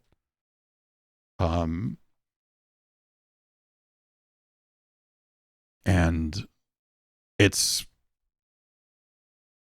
fucking killer. It is an astounding game, especially when you think about where Street Fighter V was at launch, and when you think about Capcom's general approach back then to releasing a fighting game and everything else there. Yeah, the netcode, I have not had a ton of experience with this specific build, but you know, obviously the betas have been out there. I've played quite a bit of those. I think the netcode is really sound. It feels like they sat down and did exactly what they needed to do across the board. This is such a strong sequel, such a strong follow-up. You know, we talk about Mortal Kombat. We talk about what Mortal Kombat did for the wider audience. In terms of having like a really deep story mode, and how that's something that like players who are never going to care about the competitive multiplayer in a real way will still be able to get dozens, you know, 15 or so hours out of the game, and how important that is. And how that had become kind of the standard for a fighting game that can appeal to more than just a hardcore subset of fans. And how that's like a good, smart way to widen things out and make it more fun for a wider variety of people. Street Fighter 6 feels like it learned that lesson. But they didn't just duplicate what Mortal Kombat did. They didn't just say, oh, we just need a cinematic story mode and people will love it. Great. They did more. They made a really weird story mode with a ton of really weird gameplay in it. That's actually, in some ways, is not that far off from the crazy story mode from the PS2 and Xbox era of Mortal Kombat. You know, you're running around completing quests and doing all that stuff. So it's great. It's fantastic across the board. I think the new characters are really fun. I was not amazingly impressed with the first round of announcements for DLC characters. I'll say that. But I think the new characters are fun. I think Luke is technically not a new character. But I think he is very enjoyable to play, even for as much as he sucks. I think that's part of the fun, is that Luke sucks. Part of the fun is playing as Luke is that he sucks. I don't know how many times I can say that over and over again. But Luke sucks. I love playing as Luke. He's a lot of fun. But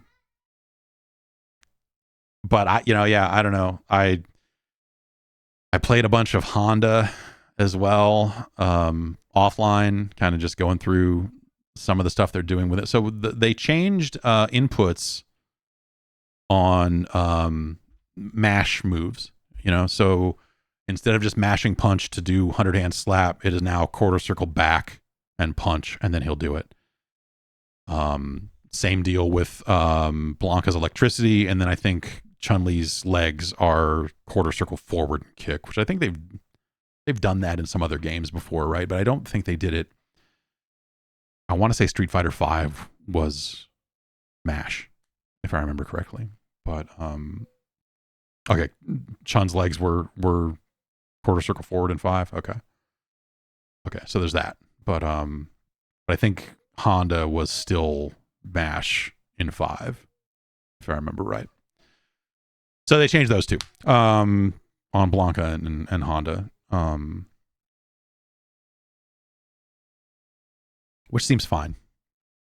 my initial reaction was similar to when in those 3D Mortal Kombat games, they made it so Scorpion's spear was no longer back because that makes you backdash. And so they're like, no, it has to be back forward and then triangle. And you're like, that's not. Triangle's a kick button for starters. What the fuck have you, like, across the board, you've made some crazy choices here. Mortal Kombat 5, 6, and 7. But yeah, I think in practice, I think having Honda's 100 hand slap be quarter circle, I think it makes a lot of sense now. And with Scorpion, I've just gotten used to the change in input. It's fine.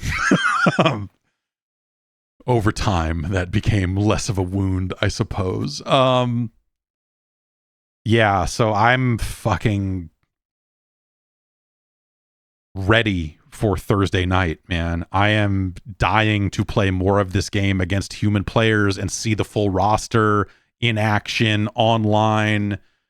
I want to try more Honda online. I want to, like, Zangief is so fucking big in this game. He's so goddamn big. He's fucking huge. He's a big man. Oh my God, he's a big man. Manon, she seems super interesting. I want to see what people do.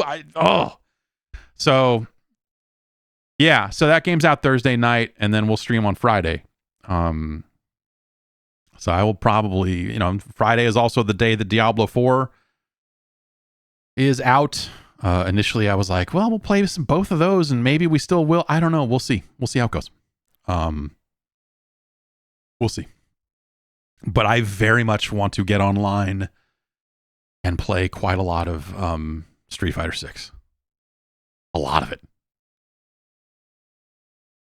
And I don't know. I feel great about it. I feel very excited about damn near every aspect of that game. It's very well done. I don't know. I feel like I've illustrated here. I've got a full review, another couple thousand, 3,000, whatever it is, words on it. Again, at patreon.com/Jeff Gerstmann. It's free to read it. It's a public post. You can just go there and read that. You can read everything I wrote about Diablo 4 as well. And of course, if you're interested, you can sign up and get access to Game Boys to Men. I've been so busy with these games and planning Summer Game Fest stuff. We're I believe to record Game Boys to Men very soon here for the next episode of that. But that'll be along shortly. And yeah, I can't say enough nice things about Street Fighter 6. It is everything I had hoped it would be when I played it pretty much a year ago now. That was when they first showed it off at Summer Games Fest. They had a build of it there and played a bunch of it there. I was like, this seems like it could be really awesome. I was like, okay, yeah. Turns out it totally is. They've done there's silly mini games in there if you want to beat up a fucking a Mack truck or something. If you want to parry basketballs, you can do it. You want to make pizzas? You can make pizzas. A lot of good stuff in that game. A lot of great stuff going on in Street Fighter 6. You should really check it out. Trying to think if there's any other big questions. Am I looking to host stuff like reviews on a dedicated site at some point? Patreon's interface is very clunky. Yeah. When I was entering that text last night and looking at their text editor, I was like, ugh. Man. I would love to have some more inline images in this and maybe some pull quotes and some other stuff like that. Like, it was definitely like a feeling of like, I guess I should start a fucking blog. Or learn Markdown well enough to do that sort of stuff on co-host, I guess. I don't know. But yeah. We play created characters against each other. Yeah, there's an online mode for that. For sure.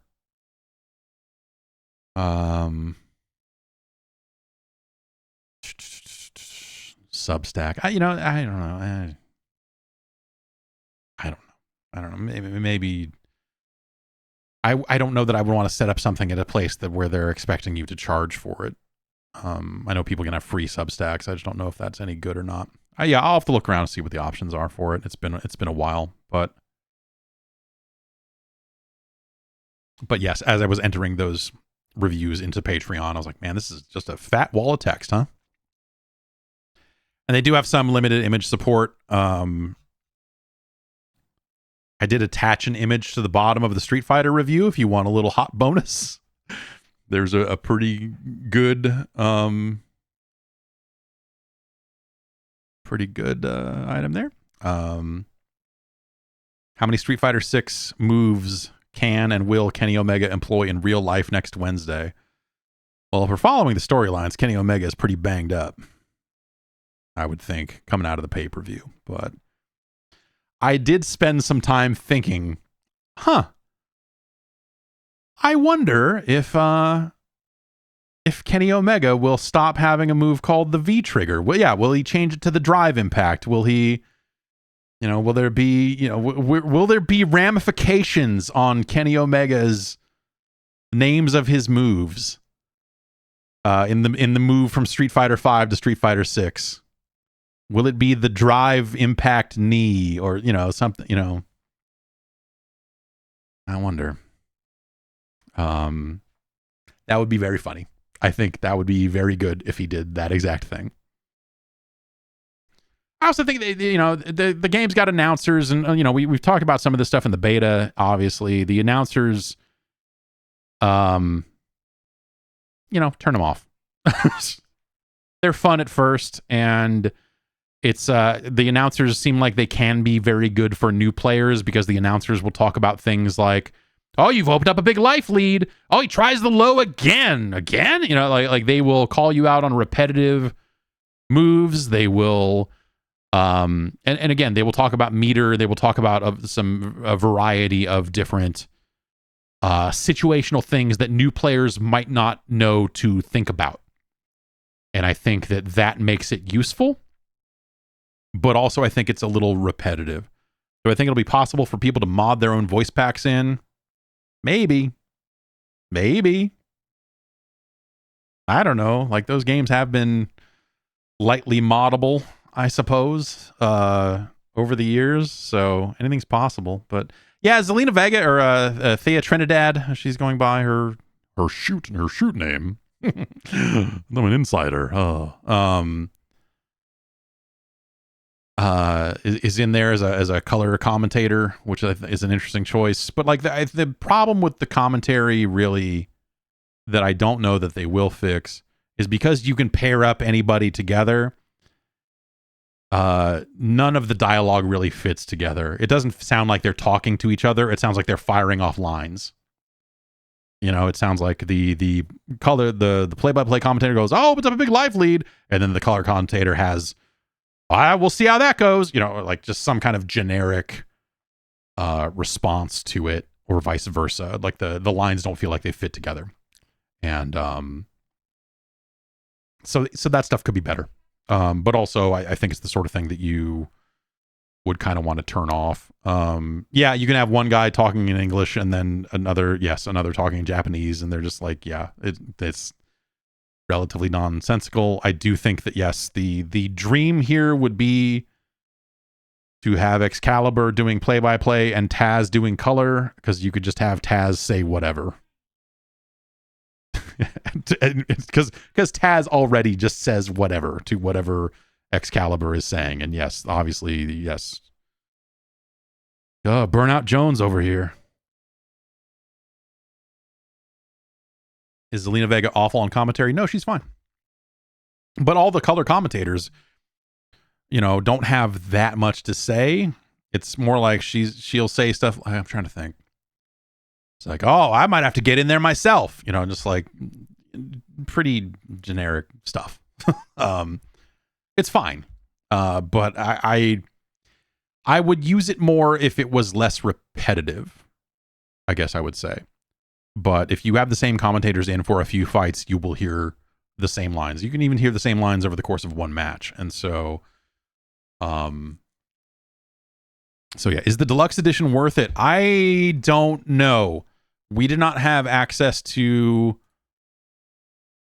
I'm not actually sure what comes because you know the a lot of that's going to be like the season pass, which is not available yet. This game will also have some kind of battle pass style thing. I don't know if that's happening day one at launch. But the monetization seems slightly expanded over Street Fighter V, where Street Fighter V obviously had its paid currency, and you could earn currency as well. But, you know, you could use currency to buy DLC characters individually instead of just buying a season pass, which never seemed like a great idea, but I'm sure some people did it. Or costumes or whatever can be purchased with that currency as well. There will be cosmetics that come out of the battle pass, I suppose. Drive tickets. Yeah, the deluxe edition comes with 4,200 drive tickets, according to chat. And drive tickets, if you played the beta, you maybe earned some drive tickets. Drive tickets are another drive tickets are a currency that you only get by playing the game. You'll have daily challenges and other things online that when you complete those tasks, you will earn drive tickets. There will be clothing and other cosmetics in the store that you can purchase for drive tickets. Some clothing will be premium and only be available for, I believe they're called fighter coins. And then there will be some cosmetic items that are only on the battle pass. So expanded cosmetic stuff from the fight money stuff in Street Fighter V, from the sounds of things. But relatively in the same lane as a lot of that stuff was. No, so yeah, Zenny is the currency you earn in the World Tour mode and everything else. So yes, you earn a lot of Zenny, and then you get some drive tickets, and then the fight coins is the premium currency. I wonder if they'll do, because remember Street Fighter V I think it has ads for Street Fighter 6 in it right now, but like they were putting fucking ads on the loading screens in that game. You know, they had outfits that were just like, if you wear the Red Bull ad outfit, then you'll get bonus fight money for your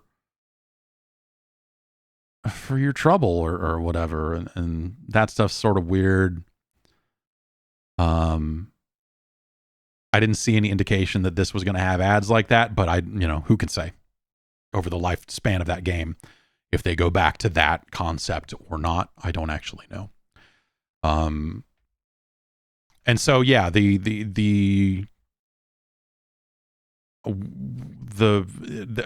weren't even able to see like the second costume, because that stuff wasn't. I think that stuff only comes with the high-end versions of the game or whatever it is, but that stuff wasn't in the build or something like that. They said that stuff would be available on Thursday because that stuff is in the game at launch, but was not unlocking in the playing offline, I think is what that is. So maybe when you're online, that stuff will unlock. I'm not sure. But yeah, overall, I had a fantastic time with it. And I spent most of my time in the World Tour mode because, I mostly was playing the game offline because the servers were only up for a few days. But I did jump into some fights and had a good time online. And of course, the betas, I think, provided a pretty similar and solid look at what the structure of online will be like. I will say I miss, and maybe this is, I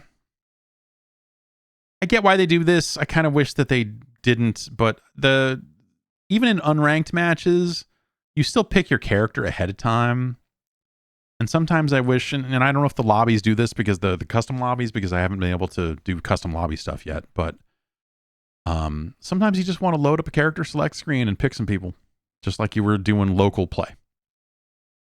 And the ranked and unranked options in online, you pick your character first.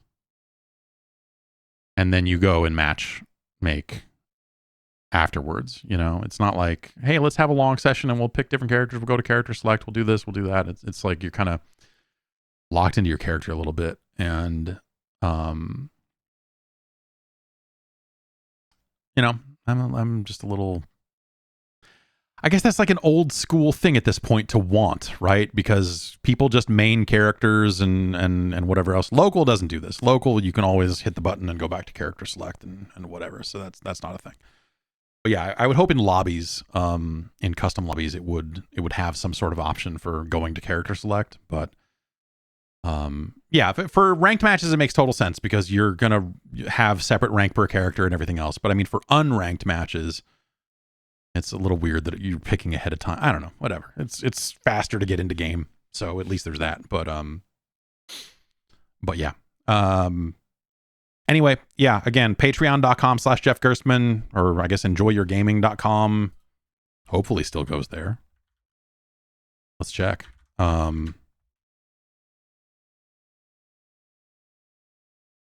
Nope, looks like it doesn't. Did the domain expire? Anyway, patreon.com. Yeah, does Dope Ass Video Games still work? It does. Go to dopeassvideogames.com and then yeah, you can read. I wrote a lot about Diablo and Street Fighter, so if you want to read something about it, that's there as well. So yeah, good games. Well, one amazing game, one game that is good to great, I suppose, with Diablo. But if you're looking at, if you want to know which one's better between these two totally different games, it's Street Fighter 6. Anyway, why don't we get into some news, huh? How about that? Do I have a...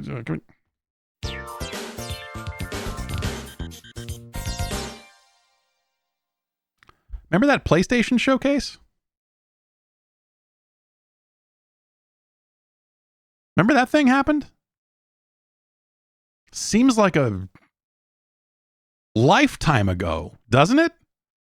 The only game from that thing that stood out in a way that made me think about it,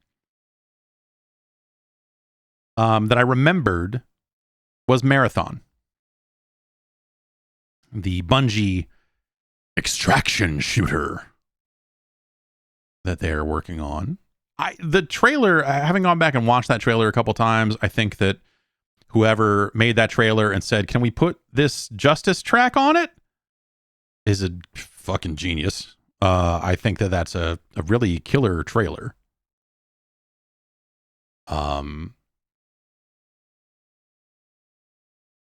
Extraction shooter is a really weird term. I feel like that those games, while popular, have maybe not broken through like that term hasn't broken through in a mainstream way that I think makes players immediately understand what the hell an extraction shooter is. Because what we're probably talking about is something somewhere in between Hunt Showdown and Escape from Tarkov, the Division's Dark Zone, the Call of Duty DMZ mode, and what else? I don't know. Something in the middle of that they're making some kind of PvP focused game. And some kind of storyline, unfolding along the way as you go. So it's not always immediately clear. There's an interview that one of the team leads, I guess, on Marathon did that kind of talks a little bit more about it, and talks about it in a way that is not entirely unlike the old Bungie, the old Destiny, every gun has a story speech that the press got to hear when we went up to visit Bungie prior to the release of Destiny 1. Except the focus is instead every run is unforgettable. Like that's their stated goal for the game, is that when you embark on a mission, when you go out there to do it, then they want every single time you go to do it for crazy unforgettable things to happen. And so they want to come up with multiple win conditions so you can still kind of suck a victory out of the jaws of defeat or whatever else. And I think a lot of it sounds very interesting.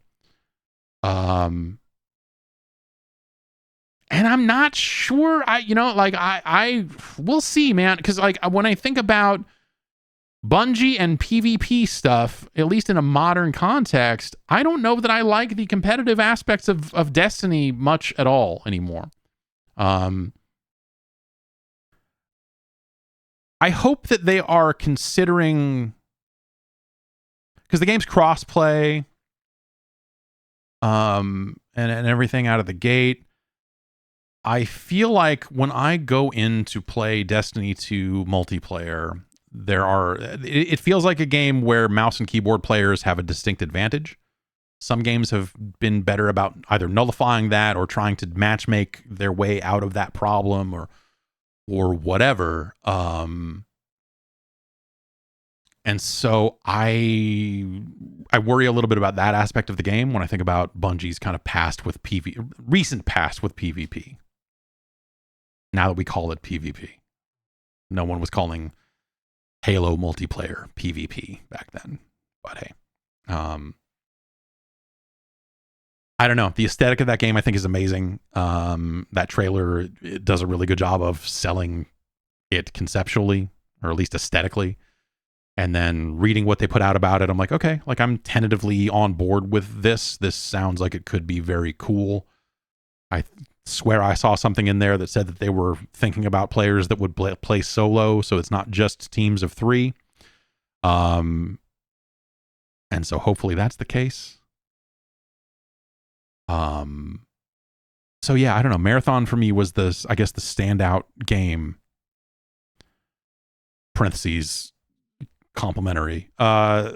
It's no foam stars. Is what I'm saying.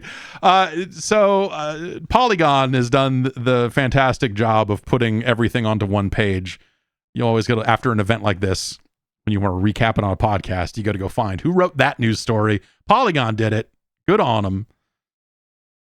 This was a weird event, and I think that the reaction to the PlayStation Showcase has been negative. In ways that I understand, but also this to me is Sony pushing in a direction. This to me is the Sony that told you they were working on 12 live games is showing you some live games. Plain and simple, and they focused on that. I think that a lot of those games look like they'll be cool. I think that players that want the traditional single player prestige, single player Sony, like whatever that stuff, obviously there was not a lot there for them. Spider-Man 2 is kind of the only game on the list that really kind of checks that typical traditional Sony box, right? A lot of the other stuff, and they showed a bunch of third-party stuff, and that stuff will be multi-platform the same way it always is, right? Hey. And I think, yeah, players had some expectations that maybe that Last of Us multiplayer game would be there. There's a little bit more news about that we'll get into in a bit here. But I thought there was a lot of stuff here that looked like at least had some potential if we're going to try to limit it to,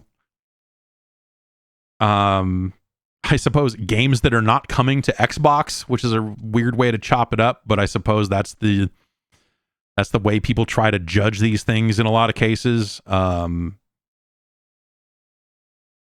You've got your Helldivers 2, that'll come to PC. But that looked cool. Fair Games, the game from Haven Studios, which Sony recently acquired, that's Jade Raymond's post-Stadia studio, which appears to be a heist game, competitive multiplayer, like kind of that style of PvP. Like, is that something we could call an extraction shooter? Maybe, I don't know. Helldivers 2 had, Super Earth, so no complaints there. Pile third-party stuff. Talos Principle 2, obviously, that's awesome. Immortals of Vanum, the EA Originals game that Ascendant Studios is doing, is out in July. I know people just went up to San Francisco to play that pretty recently. I don't know if they've reported back from what they've seen yet, but I know EA had an event pretty recently for that. I have heard that that's cool. or at least that EA is really behind it in a way that would tell you that they think it's cool, in a way that some of these EA originals just kind of come out. This one seems like one they're like, no, we're putting on big events for this. Like, we want to. This is a big deal. Foam Stars really stood out. That's a Square Enix game. Everyone's looking for what's next from Square Enix. It's Foam Stars, which looks like a Splatoon style competitive shooter, but with foam. Yeah. Splatoon sold very well, especially in Japan. I don't know if you remember that, but like Splatoon is a very popular franchise that is exclusive to a console. And so I understand why someone might sit down and try to make something that is at least loosely evoking that game. Will it play like Splatoon? I don't know. But conceptually, if we assume that Foam Stars is in a Splatoon-like lane, it's not the worst idea in the world to make something that is maybe trying to ride in that game's wake a little bit. Will Foam Stars be good? That's a separate question. And I am not prepared to answer that. But it looks funny. Not on purpose, but you know. Teardown's coming to console. That's neat, but with Teardown without mods is not for me. Metal Gear Solid 3 or Metal Gear Solid Delta Snake Eater is they're remaking MGS3, which seems like a really good opportunity for them to like make that game.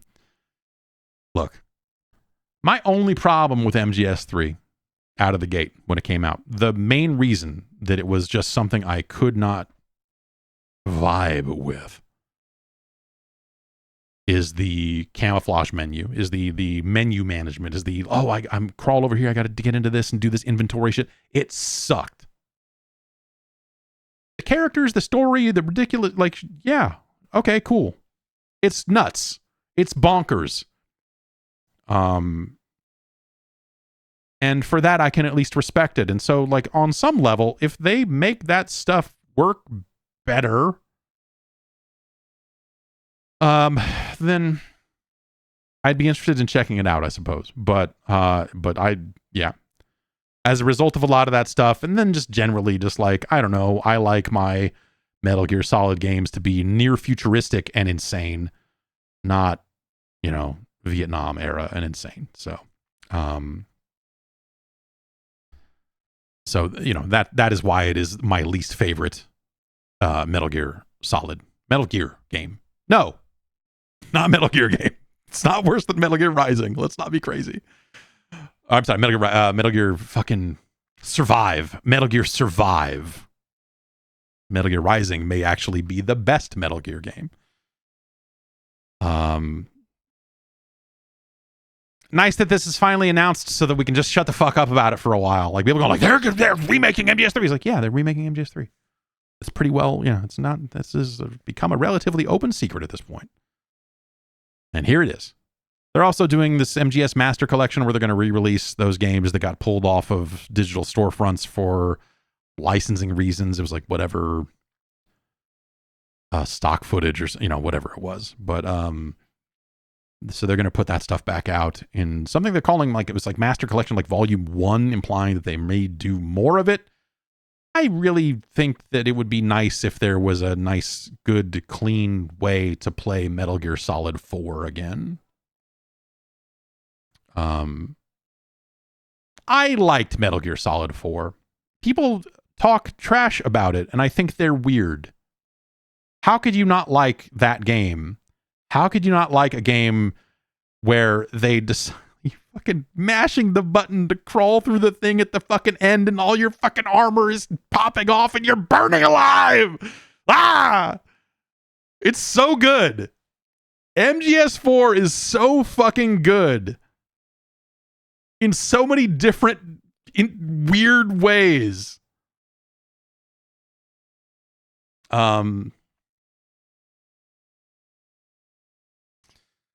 So yeah, I don't know. They're going to do that. whatever. IGN, I think, did an interview with Konami, and they asked, like, so is Kojima or anyone else working on this? And they're like, no. What? They showed Alan Wake 2. And that's they gave that a date, October 17th. It's exciting to see. They're gonna let that's gonna be at Jeff Keighley's thing as well. So they're gonna show more of that very soon, next week, in fact. Final Fantasy 16 is damn near out. They showed another trailer for that. That was the first time I had seen that game in a while, and I get why people keep talking about like Game of Thrones or whatever now. Like, even I think the developers have been like, yeah, that's an inspiration for us. Okay. That visual style does not do anything for me, for whatever that's worth. Not that I'm like Final Fantasy fan number 1 or whatever, but I like my Final Fantasies to be a little more goofy, I guess, if that makes sense.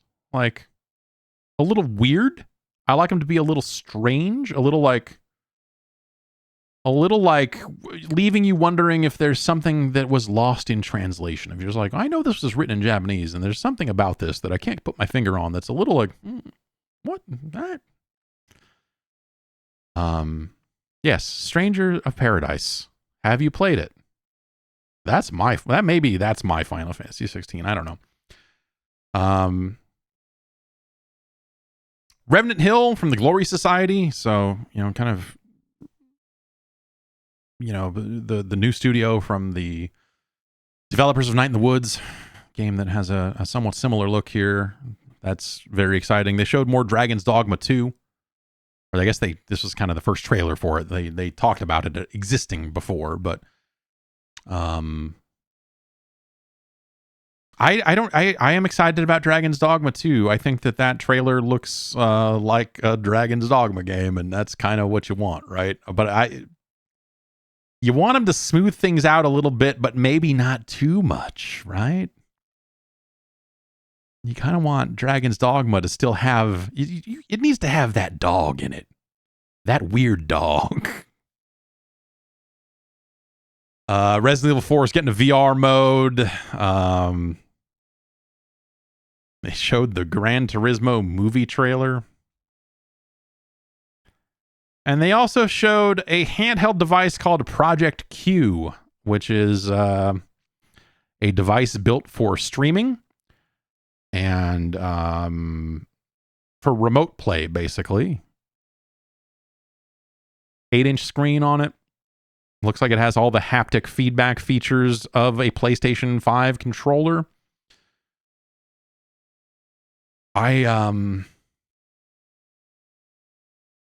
People should just do this on their phones. Don't you people have phones? No, why wouldn't you just do this on your phone? You can't. It's funny when we were talking during the showcase, I somehow got it in my head that you could not use your phone for this, that they hadn't put that out yet. And as far as I could tell, no one in the YouTube comments or in chat corrected me ever, which says to me, no one gives a fuck about remote play. Because no one knew to say, no, you can totally do that. But they sell those backbone controllers that look like a PlayStation controller that you can bolt onto your phone if you want to do it that way, or, you go get a clip or something. None of that stuff's super convenient, but neither is spending who knows how much this thing will cost on a dedicated remote play device for PlayStation 5. Why would I buy something that can only be used for that? Why wouldn't I go get a fucking random Android tablet that would probably be cheaper and use my existing PlayStation 5 controller, because clearly I would have one if I'm trying to remote play.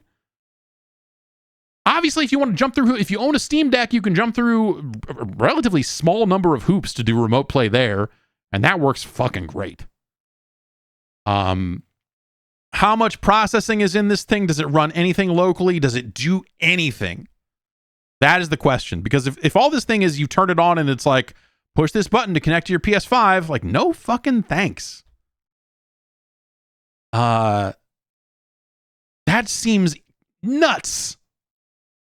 Conceptually, as a product, depending on how much it costs, right? They did not announce a price. I look at it as like, if this thing comes out and it's like $149 or $129 or something, then maybe, all right, I guess. If it's like super cheap, but it ain't gonna be that cheap, right? Yeah, if it takes UMDs. Yeah, if this thing ships and it's $99, you're like, cool, man, great, awesome. But it's not gonna be $99, right? So yeah, I don't know who this is for. What's the specific use case where you don't already have a phone that you could be doing this on? I will grant you that the 8-inch screen is going to be bigger than most phone screens, but this doesn't seem like a meaningful device. This seems like a really strange. I don't know who would want one of these other than like, well, sometimes my parents are using the television, and so now I can use this to play this, and I'm too young to own a phone because I'm a kid. Like, okay, maybe that makes sense, but I don't know. It just feels like a really weird choice. Just a really strange device with very few cases where you can illustrate like, oh, here's a perfect use case for this. It's like it's the child thing, or the my roommate uses the TV sometimes, whatever. It's like that thing of like the TV is in use, but I want to play video games. That's kind of it, right? It does not seem that useful. So, I don't know what they're doing with that. And Spider-Man 2 was shown. And it looks very good. Unsurprisingly, Spider-Man 2 looks like it's probably pretty cool. 2 Spider-Mans in this game, Spider-Man number 1 and Spider-Man number 2. And the Kraven is in it. And Peter Parker is mad because he's wearing the Venom suit or whatever, the symbiote suit. So he talks like he's angry. He's a dumbass. Seems like a real jack-off. Looks very good. I don't know what else you could, they showed some HUD on that. They showed what appeared to be some actual gameplay, which there was not that much gameplay across this entire presentation. It was a lot of trailers and not much else. And then, Jim Ryan coming on at the start and saying like, we've got video games. And then just this occasional cut to a PlayStation logo or the 4 buttons logo, and then into another trailer with no commentary or whatever. That was always one of my big problems with their E3 presentations, is that they just ran a bunch of fucking trailers back to back, which led to just like, why get a bunch of people in a room together for your thing if you're not going to talk to them or give them any context, and you're just going to show a bunch of trailers? And they've solved it. It had the like, you're waiting to watch a movie. I likened it to, it's like you just checked into your hotel room and walked into your hotel and turned on the TV, and it's tuned to the hotel channel that is just showing movie previews and then weird graphic packages between the trailers. But when you check into a hotel, sometimes you see Mario Lopez interviewing somebody. So even the hotel channel has a more human vibe than that PlayStation showcase did. So I don't know, like it's in a lot of those cases, I feel like some of those games could have done with like someone walking out and being like, hey, I mean, they wanted to keep it tight, keep it short. That's a choice, right? That you want to try to have your thing just be very punchy, bang, bang, bang. But some of those games would have benefited from like, here's someone walking out and saying, we're proud to announce that, give it some pomp, some fucking circumstance. Give it something, man.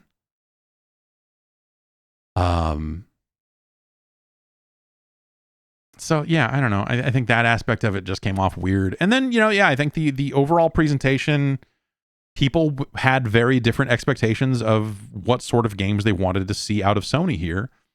But I think this is, obviously a lot of third-party stuff here, but the first-party published games that were present here should give you a pretty solid reminder of where Sony is trying to head in the immediate future. That they have been out there saying, we are working on 12 different live games. This is some of those, and that some of these are, that Haven is a first-party studio now, that Bungie is, well, Bungie is seems like it's being run separately still. Okay, so Marathon is coming to Xbox for starters. And also Bungie is retaining its own PR firm. Like the emails I got about Marathon came from an external PR company, not from the same people that tell me about God of War. So, it's they're still being run as a separate thing, but they are Sony owned. So I think you can probably call that a first party. I don't know. Yeah, we'll see if that stays, if that continues to be the case long term, or if or what have you. In other Bungie news, there was some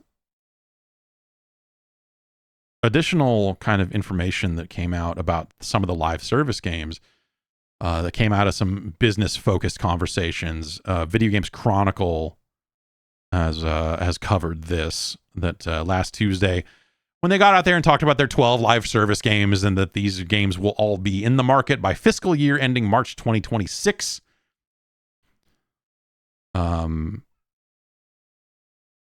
They talk a bit about Bungie.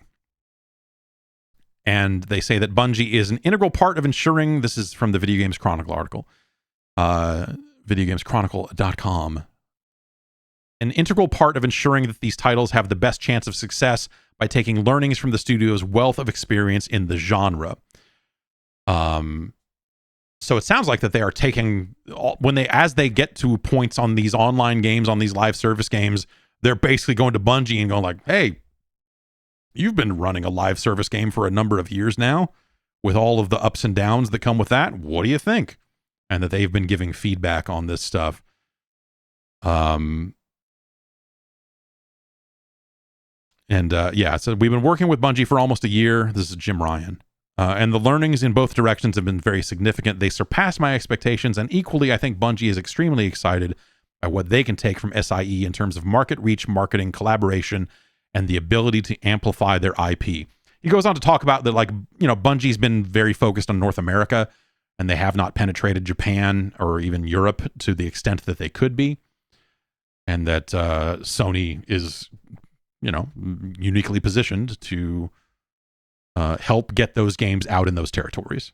So, that makes a ton of sense. Honestly, I think that's a smart way to look at it. And also that they are shipping these games to Bungie so that they can get some feedback on it from a team who has been through it. I mean, that positive and negatively, right? I mean, Destiny 2 has had its high points, its low points. Like they have learned a lot about running a live service game over the last decade of running a fucking live service game. I'm sure there are a lot of things that they did over the years that they go, let's never fucking do that again. That they can go to Sony and say like, hey, you're about to do this thing we did 6 years ago. Do not fucking do it.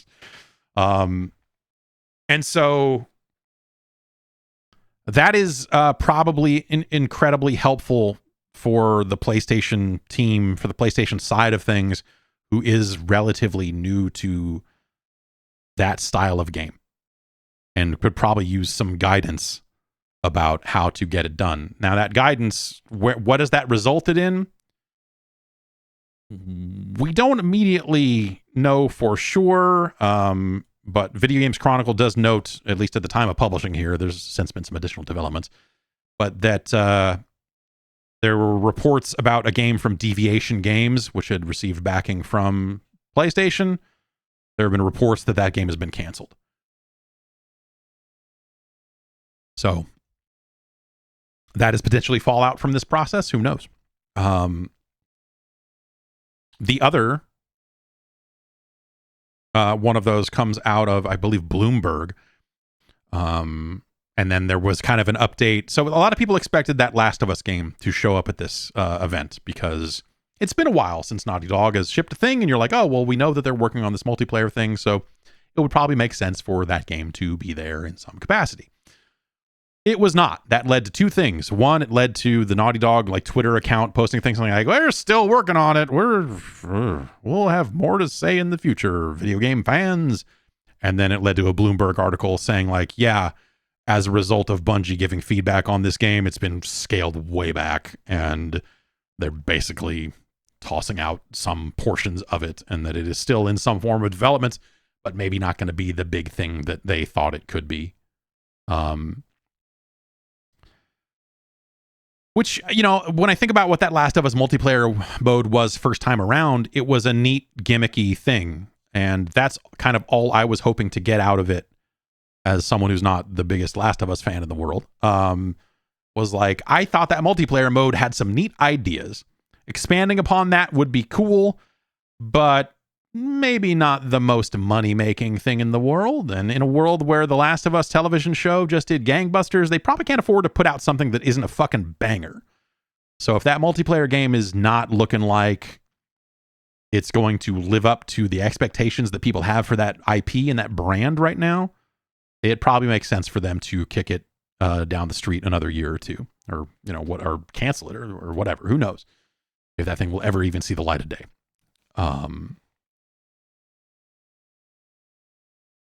So yeah, that's kind of I guess that's the bulk of the Sony related news.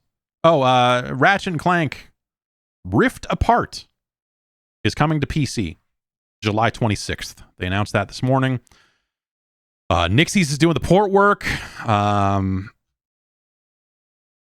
a lot of detail here other than, hey, it supports unlocked frame rates. It will have DLSS 3, FSR2, Intel XeSS, and Insomniac Games temporal injection. NVIDIA Reflex and image quality enhancing DLAA are also supported.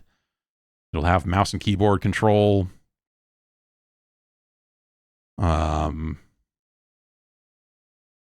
It'll be on Steam or the Epic Game Store. And if you pre-order, they got guns. I am going to be very curious to see, because like if Ratchet and Clank Rift Apart is still the fucking gold standard for the PlayStation 5 doing the things they said the PlayStation 5 would do, with the speed at which it transitions from area to area. You know, maybe that's the temporal injection, that the blast processing of that game. Yeah, hot SSDs. Will they need to support direct storage on Windows to make that work? Will that have to happen for it to work as quickly as it should? Will, you know, I want to see someone install this game to a regular hard drive, just a fucking platter, and see what the heck it looks like. But yeah, direct storage should be able to do this, but they do not mention, let me just double check here. That answer is no. Direct storage is not mentioned in their announcement. And they do go out of their way to announce a lot of other technology stuff like NVIDIA Reflex and DLAA and some of that shit. So yeah, maybe it'll just have a super high RAM requirement. Compatible PC and hardware required for enhanced graphics. So I you know, that game looked fantastic on PS5. It'd be nice to see it running at higher resolutions and faster frame rates and all that crazy shit. And it'll be really interesting to see what kind of power you need to get it to be as snappy as that game was on PS5. Because that's the awesome part about it. Or whatever. That game's awesome. It's a fantastic video game. If you haven't played it, you're in for a fucking treat, because it's a great fucking game. But I will be very curious to see specifically what happens with the whole like super fast load time stuff. Is Rift Apart even a dirty pun? Yeah, it's ripped apart. Like, think about like what? How do you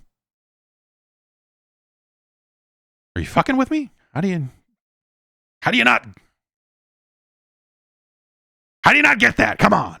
Use your heads, people. That's all we have left. The computers are taking everything else. It will have widescreen monitor support. So if you want to play it at 48:9 aspect ratio, you can. You can.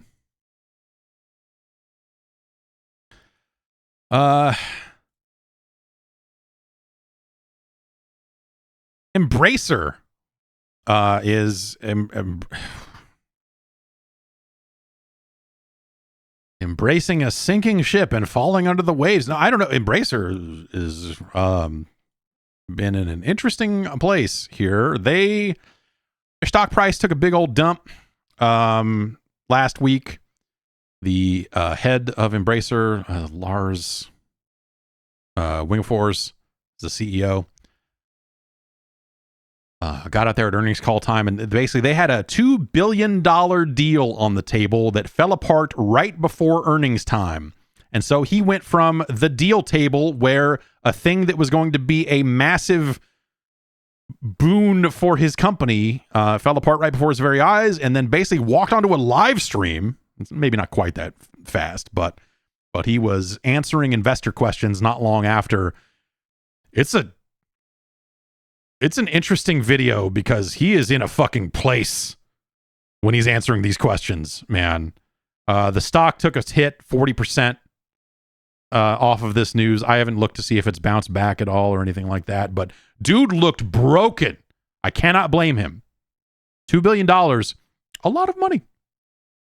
They did not get specific about what the partnership was, so we don't really know. You can start to try to work through it and go like, well, who would have $2 billion to give to the Embracer Group? Like, okay, well, I don't know. Was it a wide sweeping Game Pass deal? Is it PlayStation trying to bolster something on their side? Is Amazon buying them, funding them for Luna support? Or, the number of companies that could come. Is it more Saudi money? Because they got a bunch of Saudi Arabia money. And they've been spending that. That's what they've been. How are they embracing studios? That's a big part of it. So,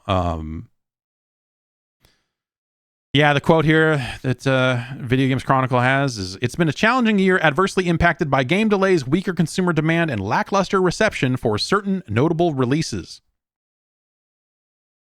And they put out Saints Row. Remember that?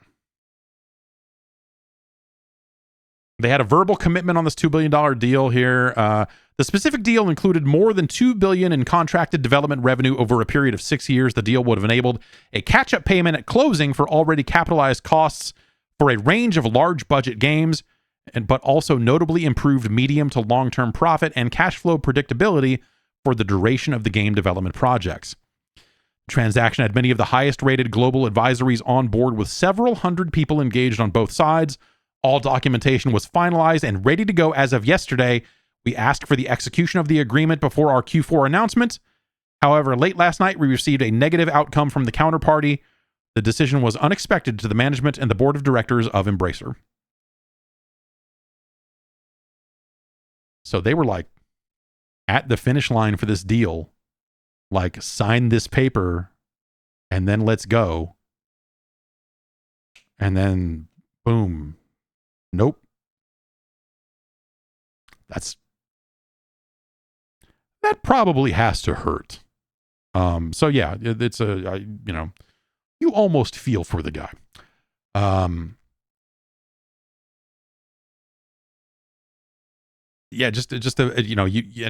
So yeah, you can go find footage of him talking, hours after this happened and go like, oh Jesus, he's in a shape. He's in a way for sure. But yeah, I don't know. Embracer is not getting it done. We'll see. As they are going to put out Tomb Raider, they own Lord of the Rings, so I don't know if there's a which Lord of the Rings? Because they is the Lord of the Rings Gollum game. Is this all on the backs of did the Gollum game come out and then some developer were like, no, we don't want to sign this deal with you anymore because look at this fucking thing. I don't know if that's or maybe that's a deal that was already in the works before they got the rights to it. So maybe Gollum is not to blame here, but they own the Lord of the Rings, and Amazon is making a Lord of the Rings MMO. And yeah. Last night we were informed that one major strategic partnership that has been negotiated for 7 months will not materialize. So yeah, they spent 7 months working on a big deal that they thought was going to be the next step forward for them, and then it fell through, and now their stock took a 40% hit. It's an interesting fucking bit of business for sure. But yeah, I don't know who that would be with. Could it be Tencent? Like Tencent's not doing amazing. No one is doing amazing. I don't know. Things are definitely cooling off on a few fronts, but yeah, I don't know. We'll see what's next from Embracer for sure. Nintendo, you heard of them? The emulator people.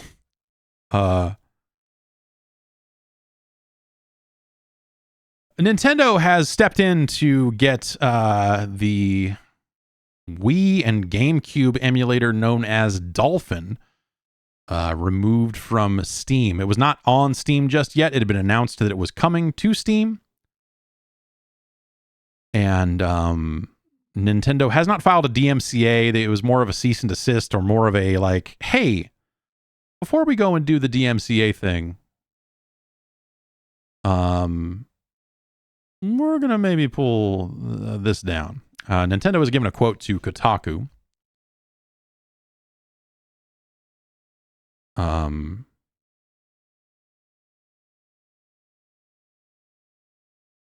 Let's see here. Yeah, so the Kotaku story says, on May 27th, Dolphin's developers announced the Steam port would be indefinitely postponed after Valve removed the listing following discussions with Nintendo. The legal notice was reviewed by PC Gamer, and so basically the long and short of it is that in the source code of Dolphin is something referred to as the Wii Common Key, and this is a decryption key used to decrypt and load Wii games. Now, if you remember your history, you'll remember that we went through this DMCA type stuff with so that Nintendo owns that decryption key, and the DMCA is often used in cases like this around, hey, you can't it's illegal for you to decrypt this stuff. This is how it went with DVDs. If you remember, people were wearing t-shirts with the like DVD decryption key on it. Blu-rays have gone through a similar thing. All the ripping tools and everything else. What's up with RetroArch in that case? Someone asks. RetroArch on Steam does not come with every core. It's highly selective about what it includes, and it does not include anything that includes any company IP. So I doubt that the Dolphin core is available for the Steam version of RetroArch, which is why you should not use the Steam version of RetroArch. I might say don't use any version of it, especially after their website just got hacked and who knows what you downloaded, but But yes, so it's an illegal number in the grand history of illegal numbers, according to Nintendo's read of it. But this is not a pure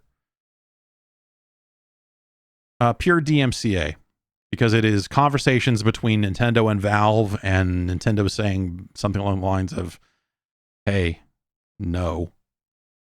And Valve going, all right. The quote here that Kotaku got from Nintendo says, Nintendo is committed to protecting the hard work and creativity of video game engineers and developers. This emulator illegally circumvents Nintendo's protection measures and runs illegal copies of games. Using illegal emulators or illegal copies of games harms development and ultimately stifles innovation. Nintendo respects the intellectual property rights of other companies and in turn expects others to do the same. Now, this is a pretty clear-cut case because it's a case where in the source code for Dolphin, which you can review yourself, that code is in there. The decryption key for Wii games is in there. That is Nintendo's IP. They very clearly own that. It's why when you look at Switch emulators and 3DS emulators, if you want them to work, you have to provide decryption keys yourself. Theoretically, you are doing this by taking a Switch that you own and dumping the keys that you own, and whether that's actually legal or not is a gray area as well, because the DMCA sucks. It is a hot piece of shit when it comes to legislation. It is some total fuckery. But it's why when you go get a 3DS emulator, it does not run dumps of games out of the box. It's because you have to provide a thing or provide already decrypted versions of games so that the emulator itself does not have to engage in the decryption on its own. Basically, that's how they stay on the legal side of things. Dolphin flew a little too close to the sun on this. By including that, it's not a good idea. I did not know that this was the case. It's not a great idea to do this. And so now they've been called out for it. I think that there's some subtext here that, so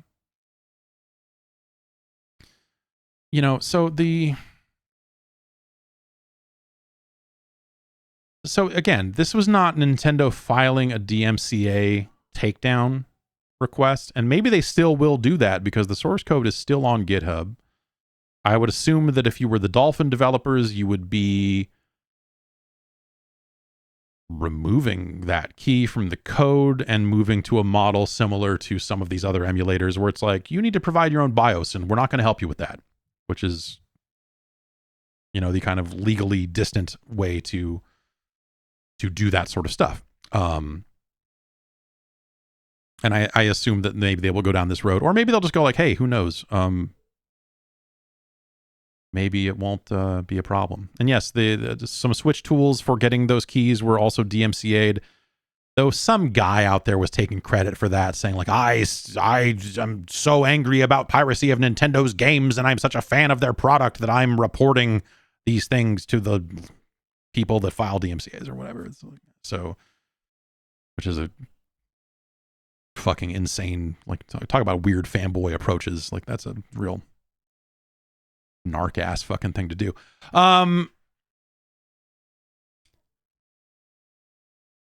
But again, this sounds like it came more out of a conversation. The Dolphin stuff sounds like it came out of a conversation between Valve and Nintendo that led to sort of a cease and desist sort of deal before it got to the DMCA thing. And Valve said, sure. Which is probably the right move. Again, in this specific case. Other emulators like RetroArch are up on the Steam store and they are still there because they do not contain code like this. Nintendo has been in a really weird position lately, and we talked a little bit about this last week with the lockpick stuff being taken down. Nintendo also issued new firmware for the 3DS that closes a lot of the custom firmware loopholes in that device, even though the eShop is no longer open and it's getting increasingly difficult to find new 3DS games at retail, which would lead to Nintendo making money off of those games, which is kind of a dick move.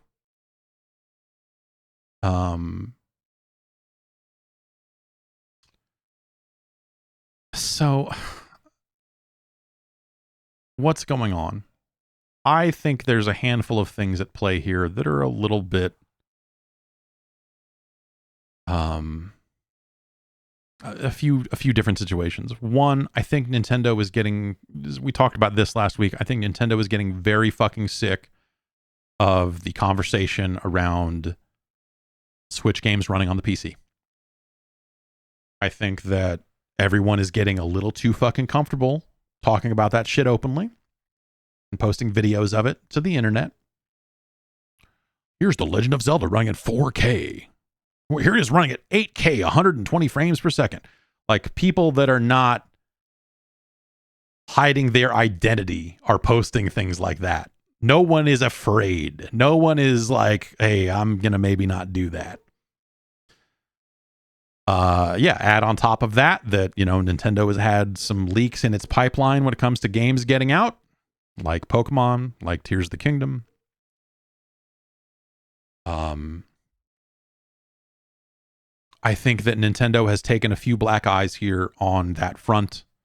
Or, hey, or things that they're just like, hey, this is, it's people out there effectively clowning on their hardware, which is on them. That's their hardware, right?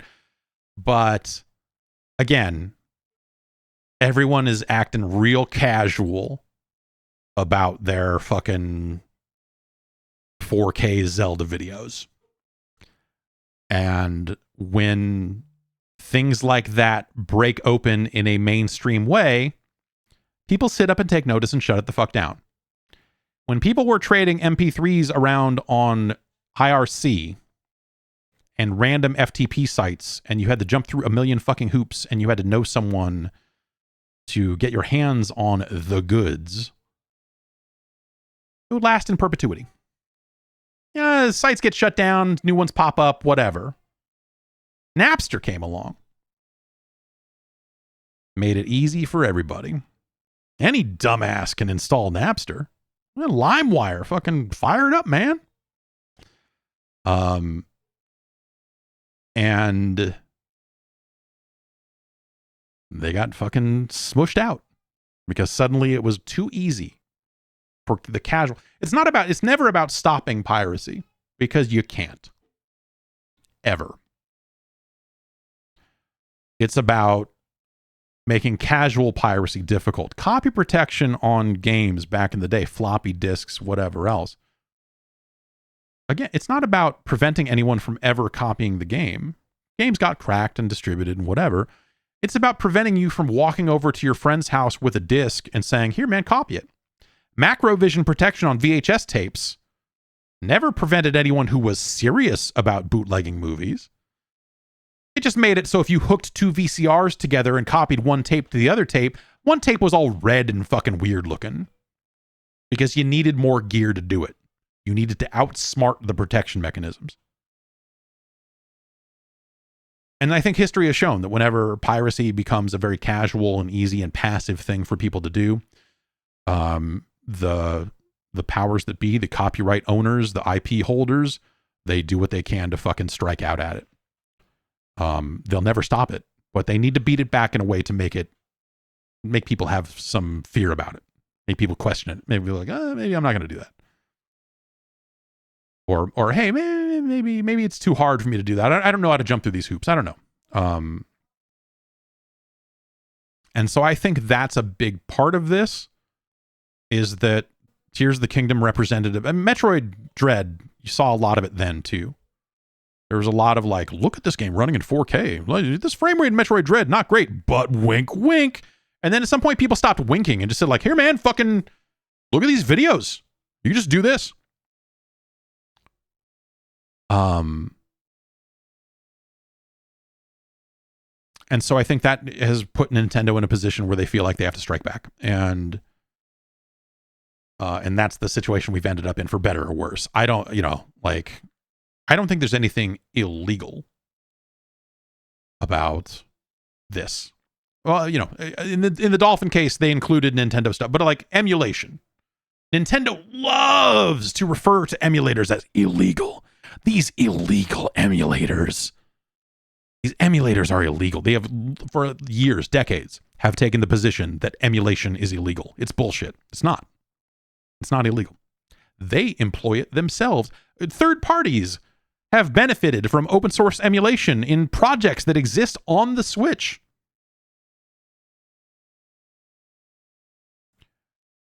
Hobbyist emulation, open source emulation is an amazing act. It is an amazing, in some cases, selfless. I know some of these things are now running Patreons and they are earning a bunch of money, something that I look at and go like, you are just fucking asking for the cops to show up at your goddamn door. But hey.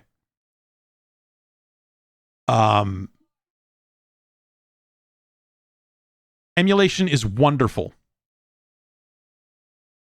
It is Magical. And it is legal. And so Nintendo's longtime stance that emulation and emulators are illegal is just clown shit. You're looking at it like, it's not. Like, you can keep saying that all you want, but I think we know that this is not the case. And so they typically would strike out against sites hosting the software.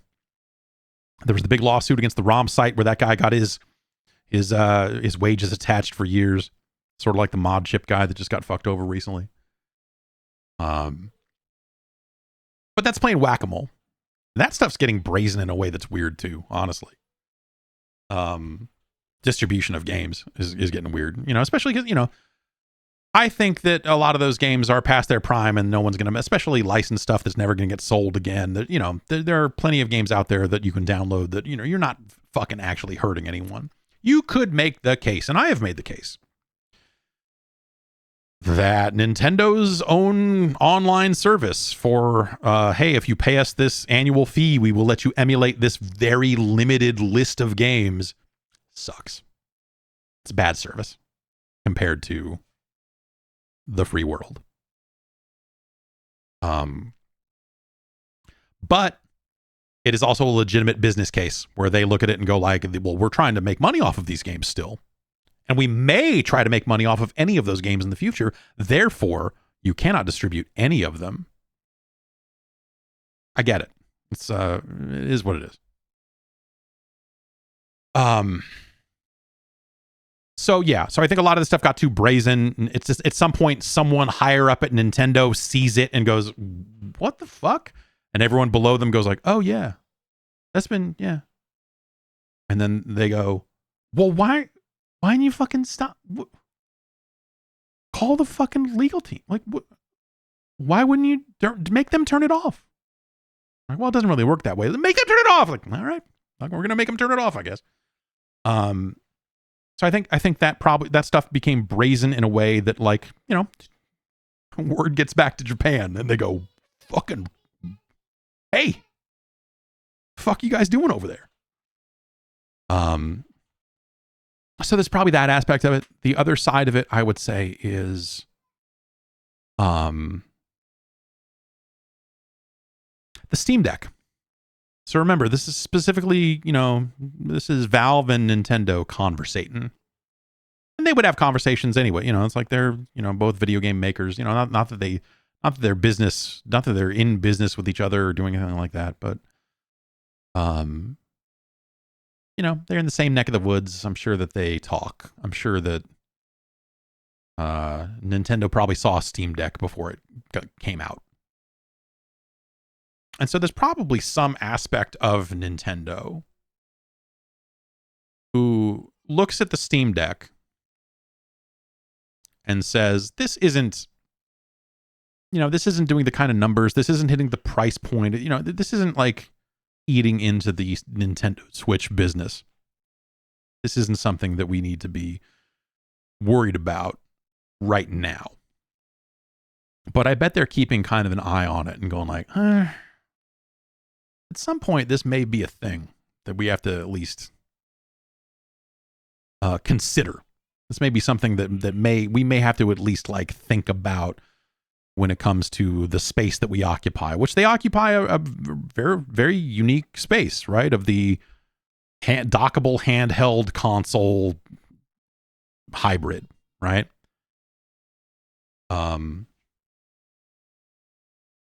So they're probably looking at this and saying, like, if Valve keeps on this path, makes another one, Nintendo will keep making hardware as well. Eventually, an open handheld that can run Nintendo's games better than Nintendo's hardware can, it only continues to make Nintendo's hardware look bad by comparison, or less featureful. And so at some point, it does become something of a competitor. In this current day and age, maybe even most directly because the Steam Deck is capable of running Switch games. Like, that's the actual disaster. When we get down the line, you would like to think that Nintendo would go like, hey, we need a more secure fucking platform than this. This is nuts. Um, and so I don't think Valve wants a weird fight. I don't think that I don't think Valve wants to, again, especially in a clear-cut case like this, where Nintendo IP is included in the source code of this emulator. Slam dunk. Easy shit. You look at that and go like, oh yeah, we can't fucking have that here. This is just, so that's the real thing here. If it did not have that, it would be a different story, right? Maybe Nintendo would still go to Valve and be like, hey, we'd really appreciate it if you don't host a fucking emulator for GameCube and Wii games on your store. We think of that, like running it on your handheld thing. Like we sell them on our handheld thing. Your thing runs them better. It's a bummer it's a bummer over here. We would really appreciate it. And, Valve could absolutely say, no, fuck you. Or they could go like, yeah, all right. Yeah. In the interest of keeping things, cordial, they could decide to pull Dolphin anyway, but,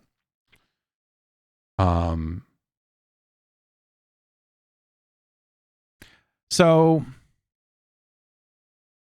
I think that probably plays some kind of intangible role behind the scenes when we think about how Nintendo reacts to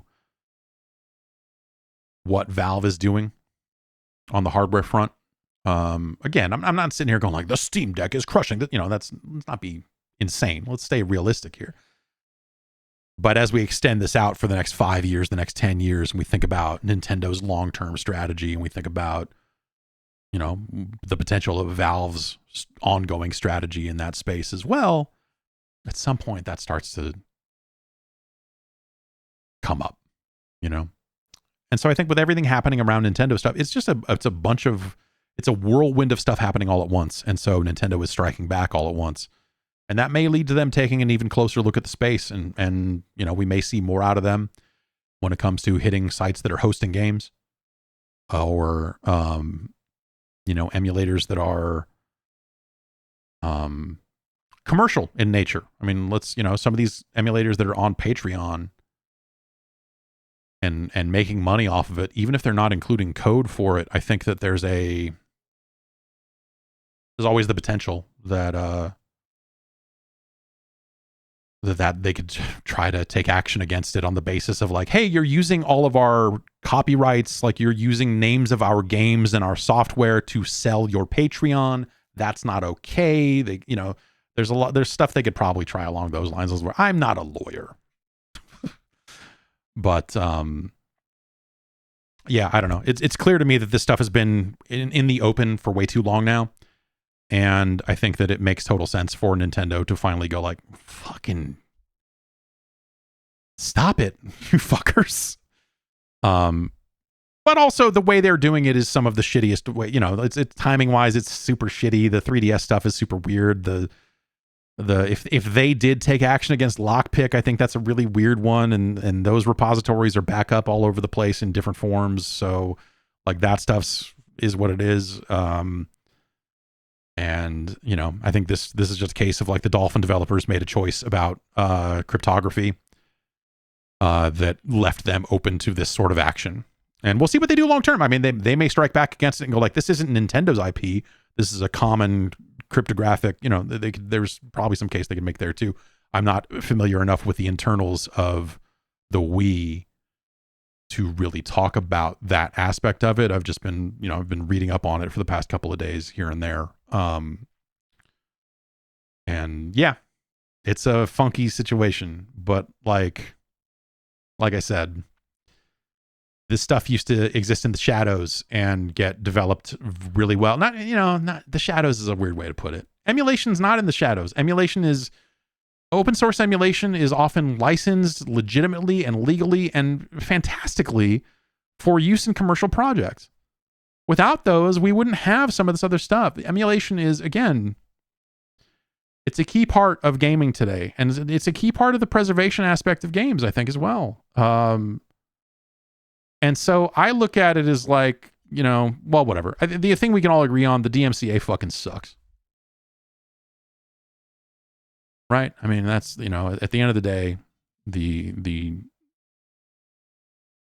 DMCA is continues to be a disaster legislatively, or like the way it is used in takedowns. That applies to videos on YouTube. That applies to this situation. Like the blanket takedown that they can fucking just lay out on things. The DMCA is scattershot. It is buckshot. It is not a precision piece of legislation. It's a fucking piece of shit. And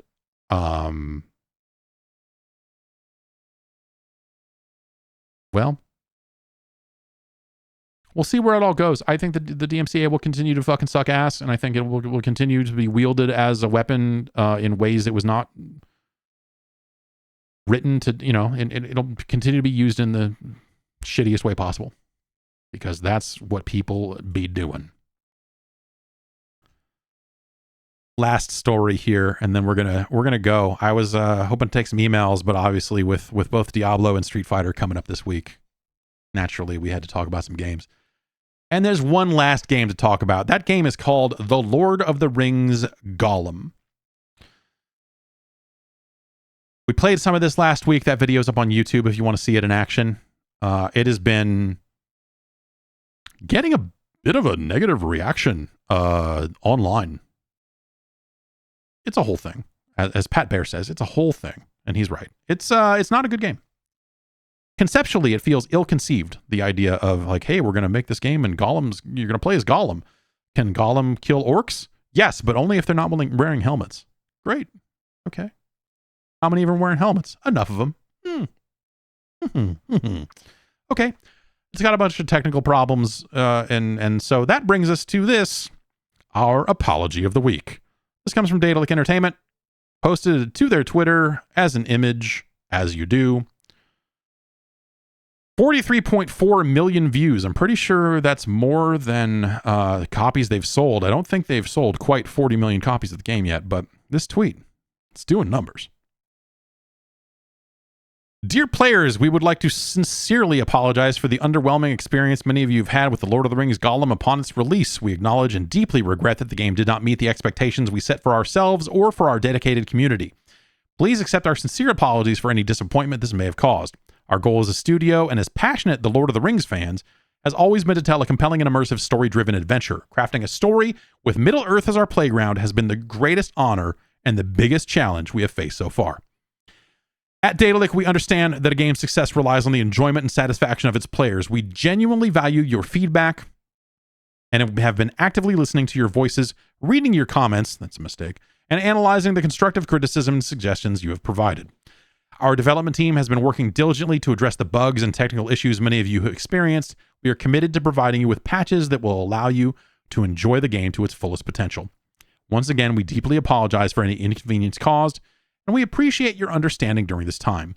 We will continue to keep you updated on our progress and provide transparent communication regarding the upcoming patches and improvements.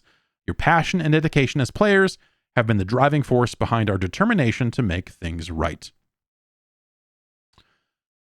So this is an apology for the more of the technical flaws of the game. Yeah, we are working diligently to address the bugs and technical issues many of you experienced, and they'll provide us with patches. That's not going to make the game, I wonder, internally, could this possibly be the game that they intended to make out of the gate? No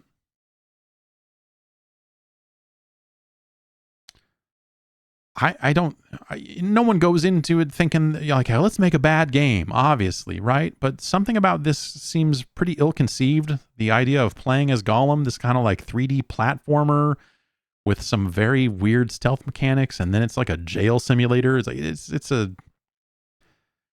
just feels like a series of poor choices. I'm not a big Lord of the Rings guy, so I can't really say that I was going into this with any sort of expectations or anything, but it's hard for me to imagine a world where Lord of the Rings fans were looking at this and going like, ah, yes, finally, the game where we play as the weird little goofy dude. That's what we've been waiting for. Yeah, I can. Well, you're right. The Styx games, yeah, conceptually it could work, but this feels like a very weird choice for a product from the get-go, from the initial design. And so we're back at this place where I don't know that they needed to issue this long apology, because we live in a world where games get patched all the time now, and games launch rough. They issuing an apology, I don't know. Like they just, it could have just come out and been bad, and then they're like, well, we're working on making it better. Like, okay, yeah, so is everyone else. I still have not seen another patch for Jedi Fallen for Jedi Survivor. I did install new video card drivers. Maybe that magically fixed the crashes in that game. But I haven't tried it in a week or so because it hasn't taken a new patch on PC. That game still doesn't run great. It still, was crashing all over the place last time I ran it. Last time I run it. Learn to talk. So I don't know. The Lord of the Rings Gollum doesn't feel like a game that needs an apology, but they issued one anyway, which to me just feels like a really weird choice. Also, playing that game, it just seems, it just doesn't seem like a good game. I don't know. Not all games are good. It's okay.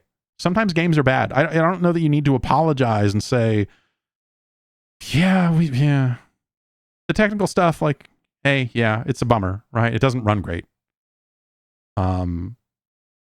And they can maybe fix that, I guess. But that's not going to suddenly make it some amazing, awesome action game either. So unless they patch out every single texture and patch in better looking textures and patch out large parts of the video game in favor of a more better video game.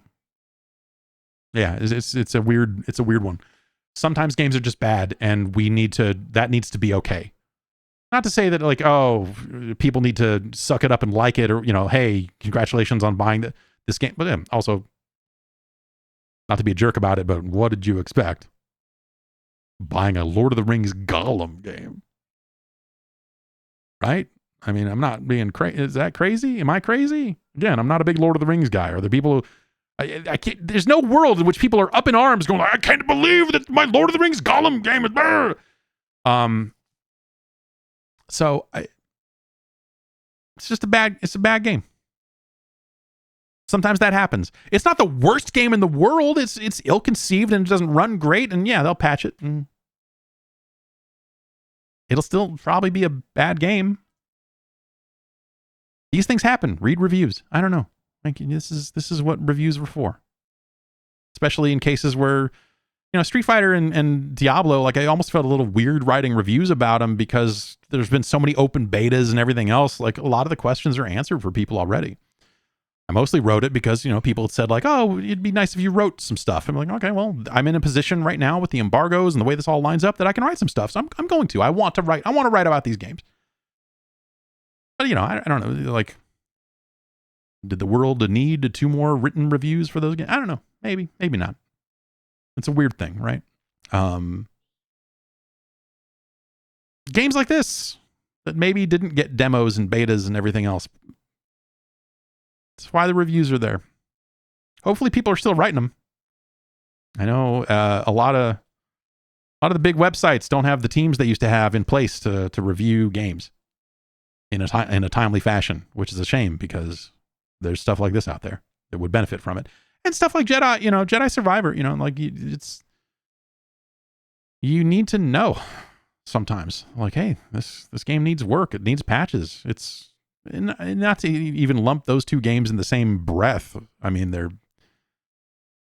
it's the opposite problem in some ways, right? Where Jedi Survivor, I think, is an amazing game from what I've played of it. It just keeps crashing on PC. On my PC anyway. It does not run well, and that's one thing. But when it keeps crashing, and I cannot make it to the next checkpoint because it crashes, well, it's a bummer. So I don't know. Hopefully Jedi Survivor gets where it needs to go. Hopefully the Lord of the Rings Gollum gets where it needs to go, to where at least this team is done with it and can move on. I wish them the best of luck. I feel for them, honestly. Like but you have to just you look at it and you just assume like how'd this happen?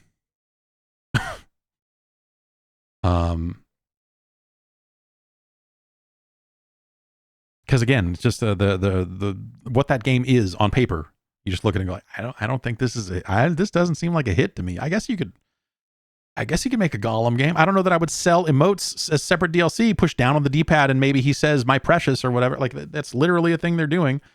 So like on top of that, they carved it up into two different editions of the game, and the expensive edition comes with some stuff, and then they're selling emotes on top of that. So it's like on top of all this stuff, like the business side of Lord of the Rings Gollum, you look at it and go like, ugh, yuck.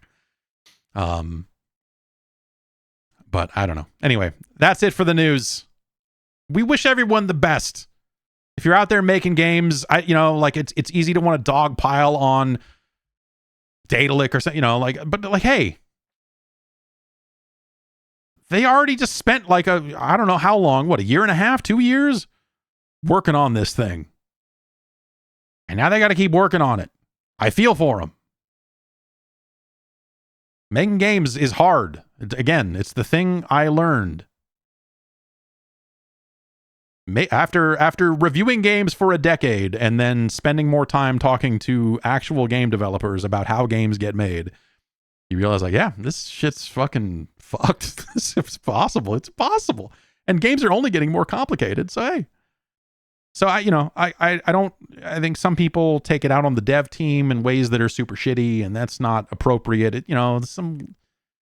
try to have fun around here. I'm trying not to, I don't want to be a jerk about it, especially to someone who spent a long time working on that thing. They've been through enough. Is that shitty? Anyway. Lord of the Rings Gollum in stores now. That's going to do it for us here. Again, we'll stream some stuff tomorrow, but obviously Street Fighter and Diablo are not really going to be active until the end of the week. So we'll do something on Wednesday. Maybe I'll play that System Shock remake. I've heard it is good. I have not seen it. Anything of it other than hearing it was good. So, and I have not played System Shock all the way through. Maybe, as someone who spent the first significant chunk of my career reviewing console games exclusively, when System Shock came out, it was just not even something that was close to my radar. So I was just not covering PC games on a regular basis then. So, it was just something that, you come out, you hear about it, and I'm like, cool, man, I'm playing Quake 3. Not that those games, anyway, playing a Quake game. So yeah, so I'm curious to see System Shock. I've heard it is good, even if you're not super familiar with the original game, which I'm not that familiar with it. Or rather, I barely remember anything. I mean, Shodan's in it. I don't remember that much about it. So yes, I'm interested in seeing that simply because it sounds like it's really good and people love that original game. So, yeah, maybe we'll check that out tomorrow. I don't know. But anyway, yeah, we'll stream some stuff on Wednesday. We'll stream some stuff on Friday. Friday will probably be some Street Fighter, perhaps some Diablo as well. We'll see. Anyway, hang in there, everybody. I'm going to hit the music. Have a good rest of your week. Again, if you want to read reviews of Street Fighter 6 and Diablo 4, I have written thousands of words on those two games over at patreon.com/Jeff Gerstmann or dopeassvideogames.com. Head on over there. And you can read that. And hey, you can find out more about the Patreon. You want to sign up, get on the Discord, have yourselves a good time. Maybe I'll probably start a club. Street Fighter 6 has clubs in it. I don't know how big the clubs can be. Probably not big enough to hold us all, but maybe we'll start a club and figure out if we can do club tournaments. I think that might be a thing. Or maybe we can do some lobbies or whatever else too. I tried to type in Goo Crew into the club creator and it told me I couldn't. So know that going in. Street Fighter 6, worst game of the year. for blocking the word goo.